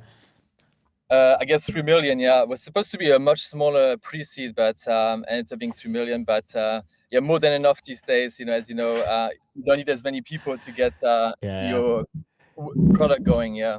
You just couldn't say no to all the good investors. That's always the case. You start, you say you need one, then it gets, maybe I'll do 2, and then you end up pushing it to 3. Yeah. No, but I mean, honestly, I wouldn't have expected actually, investors to be that useful as they've been, like from, intros, providing feedback. I think it makes a huge difference. So for me, it was always much less about the money and more essentially about having the right people around the table. 100%. Yeah, Sure. And obviously Point 9 is a great partner, plus kind of all the other let's VC give it up firms. for Point 9 as well. Yeah, good. We like the guys at Point 9. They're great guys. You also have people like Charlie Songhurst, backing you as angels. Can you talk to us a little bit about how that happened? How did you kind of get Charlie Songhurst in the game, I guess? Sure thing. Yeah. I've always been really fascinated with his thinking, right? I think ever since I listened to his podcast with Patrick O'Shaughnessy. Yes. Kind of really deep and sort of really a system thinker, and essentially just emailed him because I thought that he would really understand what we were doing. And I jumped on a call with him. We really got along and got the first check on that first call. And that was kind of the beginning of the fundraise, I suppose. That was the first check? Yeah, that's it. Yeah. that makes it even harder. Fair play. Yeah, that's sick. Let's talk about Modern Relay then. So do you maybe give us like the breakdown of like what is it, what are you guys trying to do, and then we'd love to get into a few more questions. Yeah, I guess when we initially raised, we were quite early with this thesis, but I always had this deep conviction that in the end, the true sort of economic unlock of AI wasn't going to be about better models or improving capability, but fundamentally about coordination. And this has also been a problem for humans, all along. How do you actually coordinate multiple human actors with distributed knowledge, to essentially globally coherent outcomes? And that's why we designed organizations, institutions, and even markets are fundamentally, a coordination medium. And so ultimately, this is what's really going to take to actually unlock the full value, because not just going to be a one God model that's essentially going to develop a new drug, but it's essentially about really operationalizing this intelligence in a sort of long horizon fashion. First question off the bat, did I just cut you off? Sorry. No. Okay. I'll give some breathing space. Okay, good. I thought I'd just cut you off then. One question off the bat I wanted to ask was, what's your kind of take on you mentioned it, like one player versus this kind of the collaborative software within the AI kind of era. What does collaboration look like with everyone kind of at the frontier, and then everyone else building kind of the application layer and everything else in between? Yeah, sure thing. I guess the first ways of AI was really very much about babysitting the AI, right? You have your chat assistant, you put in a prompt, and then you copy and paste between spreadsheets. So actually you're letting the AI do the thinking, and then you actually copy and pasting between different systems, right?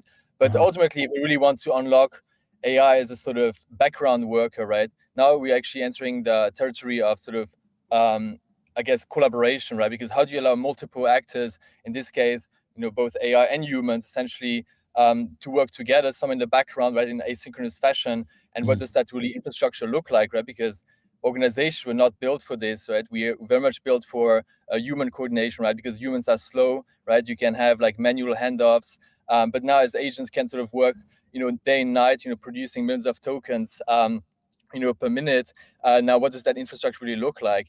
And I guess one of the inspirations came also from GitHub's coordination model, because in the end, GitHub, you have a similar problem. You have essentially hundreds of developers who need to collaborate on one source of truth. And that source of truth needs to be consistent at each point in time, right? It can't be sort of, it can't really derail, right? And so that's where we came up with the idea of, creating proposals. So instead of directly, submitting your code, you essentially create a pull request or proposal, and that gets reviewed and accepted, right? And and we thought essentially fundamentally, this is kind of what needs to apply to AI, that AI should be able to make proposals, and that you have humans in the loop who can actually review, even if these things are sort of have been performed for multiple hours, being able to review it maybe at a higher level, right? Like a summary of what things changed, right? And be fully in control, essentially. I would say kind of just take a step back. I think at the center of this, we have three big problems essentially that make this unlock really difficult. The one is that essentially organizations have fragmented their context across hundreds of different tools and documents, and so essentially the world model that an organization has, because every organization has some kind of model of what the world looks like and how to act on it, and essentially in the end produce economic value, right? But that world model is very implicit, right? It's fragmented across all these systems, humans' heads, and essentially now if you want to bring agent into the equation, you can see that it's very difficult, right? The second one is you see now organization adding more and more sort of Asian workflows across like different sort of point solutions, right? But these are kind of very much like duct taped on top of sort of really an already sort of fragmented system, right? You have Zapier here and 8N, and this thing connects this, and when this happens, and then over time, the more agents we're gonna add, such the more this chaos is gonna increase, and this is fundamentally this coordination part. And then the third one is also there's essentially no foundation for governance, right? Like permissions, policies, all these things are also fragmented across systems and even like humans in the end. And so how do we actually also harmonize this governance? And we think, for example, we need to apply this sort of branching concept of Git to knowledge, so that that agents essentially, instead of directly writing to your source of truth, they can essentially branch off, submit proposals, then you can essentially slow the dynamics, right, by having humans in the loop, even if over time agents start reviewing these changes on their own, and you can sort of, based on increasing confidence, specific workflows, like merge them automatically. But in the end, I think the three big problems to remember or to kind of anchor around are really this sort of context, coordination, and governance. These are sort of the three big problems to be solved to really fully unlock the economic value of AI.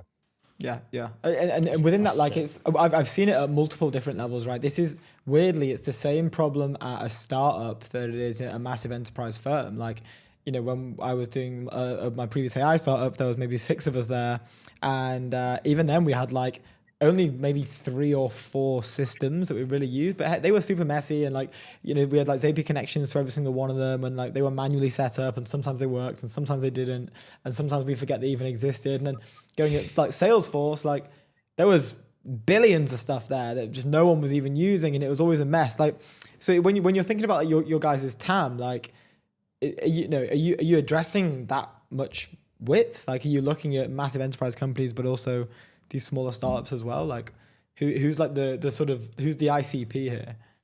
Yeah. So I guess we have a kind of a sort of dual ICP, I guess. One is really sort of these knowledge intensive enterprises, right? We have been working really closely with sort of pharma and life science companies, right? Because they are super knowledge intensive, and they also need a lot of hand holding, right? Designing this sort of world model for them, so the ontology that mirrors their business and things like that. And so this is where in the end most of the value lies. But at the same time, as you mentioned, there's a lot of sort of very digital native startups, and probably at the frontier here we have Ramp and Vercel that essentially have ditched a lot of their SaaS products when they've started essentially building everything around the common core, right? They have their own day context. They start essentially building their own agents around them, like anything from GTM to research. And so these are kind of also a really good audience, because in the end, the companies that really become fully AI native and unlock the full value of it, and not just using ChatGPT on the side, but actually really fundamentally automate operations are going to be the ones that win. And sort of we want to ride those, ride along with them. So I think these are kind of the two, perfect entry points. Yeah. Interesting. And what do you guys got coming up? So you've just raised the money. Like, where's the cash going to be focused? What's the plan? Is it team? Is it sort of marketing? Where are you guys going to be looking? You've got more than enough than you need. So you got 3 million. Yeah, for sure. I guess a lot of we've been using our own product internally, right, to automate anything from like coding to also our GTM motion, right? And so, the money is really going to be used for hiring, I guess, more on the forward deployed part, right? Because, in the end, still in the big enterprise, you have humans involved, right? That also kind of often very far from being sort of AI native, and then maybe there's a mandate from the top, but they still need a lot of hand holding, and I think this forward deployed part is really necessary. But at the same time, we also we have just open sourced our, I guess, context graph. I don't know if you read Foundation Capital's article, right? But this has somewhat educate the market. But at the core of this, actually, we have this, a knowledge graph with this Git-like semantics that essentially unifies this context right, across the organization. And we also believe that this core should actually be open. And it was creating like a standard of how to essentially build your world model. And so we've open sourced that and using that more sort of as a kind of PLG motion, right, to get adoption from bottom up, from developers that are essentially building internal IT systems. And I think also one big realization from talking to a lot of the customers is that there's this really strong pull or repatriation dynamic, right? And that companies now want to own this kind of critical layer. And so I think the future is very much open and interoperable, because the past essentially created a huge fragmentation of where your data or world model was kind of scattered across SaaS tools that own your data and limit access to it. And now, this is becoming the biggest bottleneck to unlocking AI, because if all your world model data is not controllable, you will be left behind. And so, we very much believe that actually the core should be open, interoperable, and also we build this graph engine on open data formats like a Lens, similar to Iceberg. So it should be really portable, and because in the end, also, if you look at the general trend across CTOs, is this sort of lock-in has become like a top of the agenda, and so that's why kind of fourth pillar is around sovereignty, so that companies should own that critical layer, because going forward, it's going to become the most important asset a company has, right? Because in the end, the biggest asset a company has is their knowledge, right? Apart from maybe also the physical resources, but in the end, knowledge is kind of what makes a company unique, and that asset should be owned by them, and it will be really its advantage. Yeah. And just quickly, final question. I wanted to ask you about the future of where you feel, will software companies be building just purely internal systems then? So obviously, like, people have been saying software is dead. Now it's kind of swinging the other way. Obviously, people are talking about kind of like the moats that some of these software companies have. Can you talk to us a little bit about, where do you see software companies kind of deploying their time and their, I guess, their software engineering resources to build internal tools? Do you think that's where it's going to go? Yeah, of course, not every company will be able to build every sort of layer of the cake, essentially, right? Some organizations like Ramp, who have hundreds of thousands of extremely forward-thinking engineers, were able to build everything, but essentially each company will be able to operate at a level that fits essentially their engineering budget, right? Sure. And that's also our kind of product is very much has sort of this layered cake model, where you have the Ground Foundation, you have the coordination layer, the governance layer, but essentially you can plug in your own agents, or you use our own ones. You can plug in other vendors, and I think this comes back to the interoperability point, right? And that I think the future will be very much about software companies plugging into organizations' world models, right, rather than owning a company's world model. And I think this is truly how I think the future should be, even though it maybe sort of is contradictory with some of the modes or that companies had in the past. It's just right now it's not feasible anymore. Yeah, sure. Well, look, congratulations on the round. Keep us updated, and thanks for coming on. Awesome. Thanks. Let's go, dude. Thanks, Good stuff. guys. We'll see you soon. Have a good one. Awesome. We have our final guest, but just before that, leave our dated business banking behind with Airwallex. Go to airwallex.com. Next on the show, we have Donnell Beverly Jr. Donnell, can you hear us? Yes, we can. How's it going, sir? Yeah, good. Thanks for joining the show. We've been pumped about this. Co-founder and CEO of Eazewell. Where should we start? Maybe an introduction to yourself and I guess Eazewell. But in addition to that, also Russell Westbrook Enterprises. You are the president as well. You have been for 8 years. So much to unpack. Maybe a quick intro and then we can get into it. Yeah, man. Donnell Beverly, born and raised in LA. Went to University of Connecticut, played basketball there. Was on the 2011 national championship team with Kimball Walker. So I have a pretty athletic background focus. Russell and I crossed paths in high school, so we played on the same high school team together. We had a pretty good backcourt, and from there,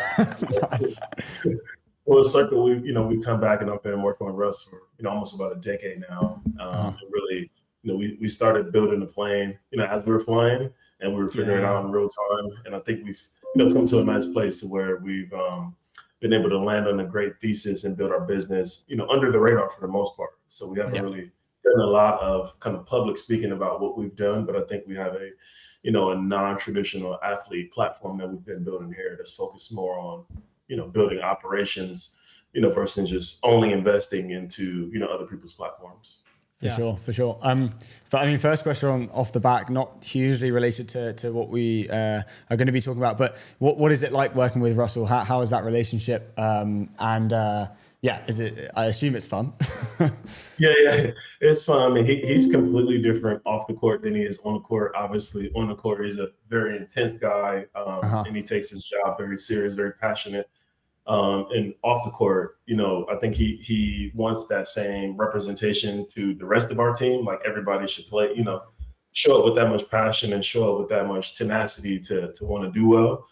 But he's also such a fun guy. I can't tell you how many meetings that we walk into and people expect the person they see on the court and end up getting just this very, very nice guy who's, very understanding, but who also has compassion for people. So a lot of our through line to what we build is through, impact. How can we impact people? And so when I receive something across my desk, the first thought is like, does this impact enough people to allow me to share with Russ and him be interested? And if it doesn't really hit that threshold, then I'm not really sharing it with him. So that's knowing so sick. His compassion wise.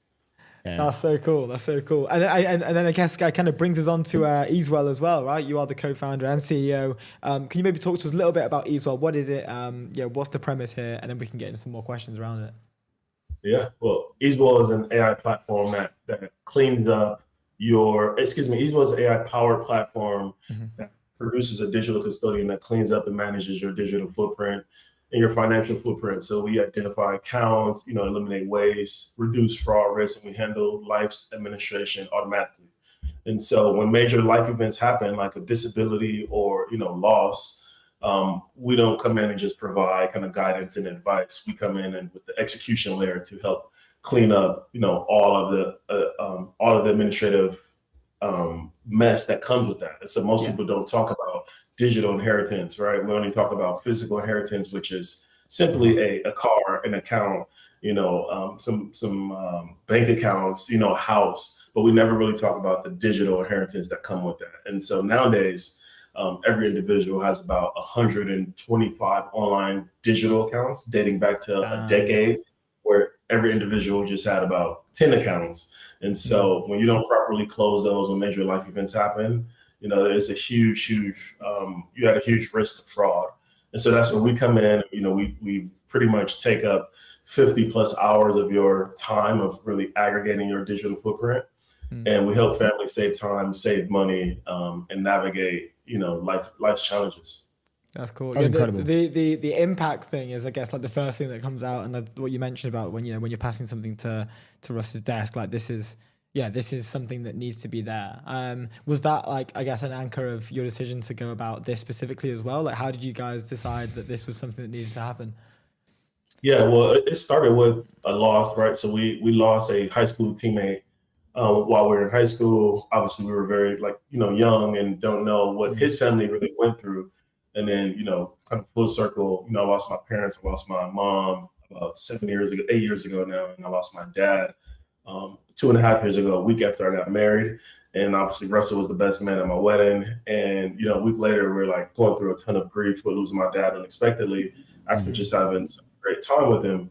And that was really the genesis to Eazewell. It was really going through the personal experience of not only just the grief, but just dealing with all of the administrative part of it, right? Just dealing with all of his affairs, dealing with all of my mom's affairs, and then realizing like how many other people are going through this part of it. And so we don't ever really talk about the administrative burden that comes with, grief, or that comes with just life events, right? And life events could be here in California, we had wildfires, right? People lose. They're not properly insured. And so with our digital custodian, when you upload your homeowner's insurance and, your life insurance policies into our system, our custodian is scanning all of those documents in real time. And she's able to let you know and say, hey, you have a gap within your insurance, right? You brought your home at $300,000, which you're covered for, but your home looks like it's valued at $500,000. You should think about increasing your policy to cover your whole home, because 74% of the homeowners here in California during the wildfires, did not have their full property covered by insurance. So that was obviously a huge blow to people as well. So it was like a staggering number, about like 74% of individuals who own homes that had homes that got impacted by the fire, homes were not fully insured. So just something as that digital custodian that's just letting you know, from down to subscription costs, like where you duplicate, where you have duplicate costs, all the way up to, hey, gaps here in your life, you should prepare for these because a life event can happen at any moment. Yeah. Interesting. I mean, that's been like, I know for a fact that I have so many different things running, like that I don't track and I don't keep up to in terms of like the accounts. Like you mentioned, like a stat, like 10 years ago, maybe there's like 2 or 3. Now most people probably have like 25, 30. Like I have loads that I don't even. And it only kind of hit me the other day when I was just seeing, because I have like a separate card now to what I did like 3 weeks ago. And I was just seeing all these things come out and I was like, dude, I didn't even know this was happening. Like, So just money coming out the account you didn't realize. That's true. Absolutely. You guys have been kind of, you built a lot of stuff and kind of like a wide spectrum of things. And, these aren't just kind of like side bets. These are like kind of real, as you mentioned, like the impact side of it. And every single thing that you guys are building is high impact. Can you talk to us about obviously we've talked about impact, but about the kind of philosophy that you guys have around building companies and I guess using your guys, your guys' influence from the athlete perspective, but then kind of bringing it into the business world. Can you talk to us about your philosophy about that? Because it's super interesting. Yeah, I mean, we really look at, we really look at other athletes. We look at people who've done it before us. I always tell Russell, like, your peers as athletes are our peers in business, right? We have a lot of athletes that are going into production companies, and a lot of people are doing media companies, which is really hot. We have a media company as well. But within our media company, we focus on programmatic advertising, which is not like the sexy part of media, right? It's not like we're producing movies, but we're looking under the hood as, we have a probabilistic data telling us someone's, ethnicity and why they would be in market for a campaign versus, we're just shooting a commercial for someone. So we've decided to go a route that's really focused on, a shared value model where how does this business impact the community? How can our business objectives meet our community objectives? And, if you know anything about Russell, that's first with everything that we're doing. So that's one of the first questions he's always going to ask. How do we tie this back to the community? And so when we build our businesses, that's the thesis, that's the through line throughout everything, right? From what he's doing with his clothing line, everything is focused on quality clothes at affordable pricing. For what we're doing across the business, they all come back to that shared value model, which is how does our business objectives meet those community objectives? Yeah, 100%. Well, dude, look, highly commendable. I also wanted to touch on your kind of role within the 2028 Olympics. You guys are kind of working specifically on, a few things kind of within the, the clean tech stuff and whatever. I think you're specifically working on kind of like EV charging networks. Can you talk to us about the work that you guys are doing for the LA Olympics? Yeah, absolutely. We partnered with Lacey, which is LA Clean Tech Incubator, to really kick it off. I think, again, going back to that core thesis about really impact, California has huge goals for, zero emissions for the 2028 Olympics. Russell wants to be in the center of that. So not only are we, aligning ourselves with the key stakeholders here, we want to be, have a key in making that happen. So we see Russell as a conduit to the community, right? So you have government officials, local municipalities, and then you have communities. A lot of times there's a disconnect from the, local municipalities to the community. And so, putting Russell in the middle of everything, we think the communities would be a lot more open to what we're having. So our focus within that, bringing a lot of our efforts is focused on the disenfranchised communities, specifically here in LA around the Olympics. We have a lot of initiatives that are happening. We just want to make sure every community has access to EV charging. We want to make sure every community has access to, just the green emissions, to charging, no matter if you live in an apartment building or if you live in a house, right? And so that's the beauty of it, is that, we can come in and we can say, hey, we don't forget about these communities. And it just so happened that we come from these communities as well. So,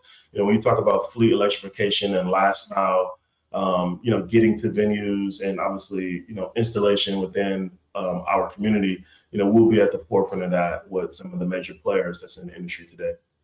That's so nuts. How do you guys keep up with all this? That's so like the span is super wide, like specifically across impacts, which is really cool. How do you guys, how do you guys manage to deal with all that so much? Yeah, it's a lot of late nights and early morning, especially with Russ's schedule, with him practicing, traveling, and playing. Typically talking to him super early morning or super late at night after his games. And then he just gives me the ability to be really creative what we do, right? And so I think that's the best part about what I get to do is I get to do the research, I get to do all the groundwork, be creative, and then, I'll come to Russell with the thesis around why we should do something. And, he obviously, will take sometimes it's immediately, sometimes it's a couple weeks, but he'll come back and say, I see what you're thinking there. And then he's like, go for it. And so he allowed me to run the play a lot of times, and he get behind me and kind of just in terms of just saying, let's run it wherever you need me at. I'll be there. And then he adds his, kind of sprinkle to it as well. But, it comes back to, Eazewell, which is, listen, I called him and I said, hey, I have an idea on something and I want to build. And he was immediately on board. And so I think that's a lot of the difference with, today's athletes. I don't necessarily think they're building, they're not building technology, right? I think a lot of them are just investing in innovative tech, which is a huge kudos to them. I think we have an intelligence layer across our platform, what we're doing from a commerce intelligence to, individuals intelligence and what we're doing, the data that we're able to gather from these platforms that we're building. It's enabling us to be smarter with our platform. It's enabling us to build something more specific. So we're at the end of the day, we're problem solvers. And, we find a problem and we really want to solve it. And so the biggest problem that we're finding today is that, people we're not talking about digital inheritance enough and how we can support people on an everyday basis within just making their life better. Because we all have so many different things happening at so many different times. So I think Eazewell just will be a key player for everyone, not necessarily people who are going through life events. I think it'll be able to help everyone. 100%. Let's go. Hit first. Well, look, we've got less than a minute left. Can we please, tell people where to send? Where can we plug? Where can we send people? Where can we tell people to go? Yeah, you can go to eazewell.com if you want to explore more about Eazewell, to get a very sophisticated experience and learn about yourself from about a decade ago. And then you can also go westbrookenterprises.com where you can see some of our current events, and you can also find us on Instagram as well with the Westbrook Enterprises handle, or my handle is Beverly Jr. So we're posting updates constantly about the work that we're doing in the community. I want to give a big shout out to the Why Not Foundation as well for all the work that we've been doing in the community. Nice. Sick. Good stuff, man. That's so cool. Thanks for coming on. It's probably early there as well, so thanks for getting up early to come on the show. Let's go. Absolutely. Appreciate it, guys. Have a good one. Good stuff. Thank you, Donnell. Great to meet you, man. Ciao. Awesome stuff. That is the show. Framer, build better sites faster. Go to framer.com/ETN. We will see you on Thursday.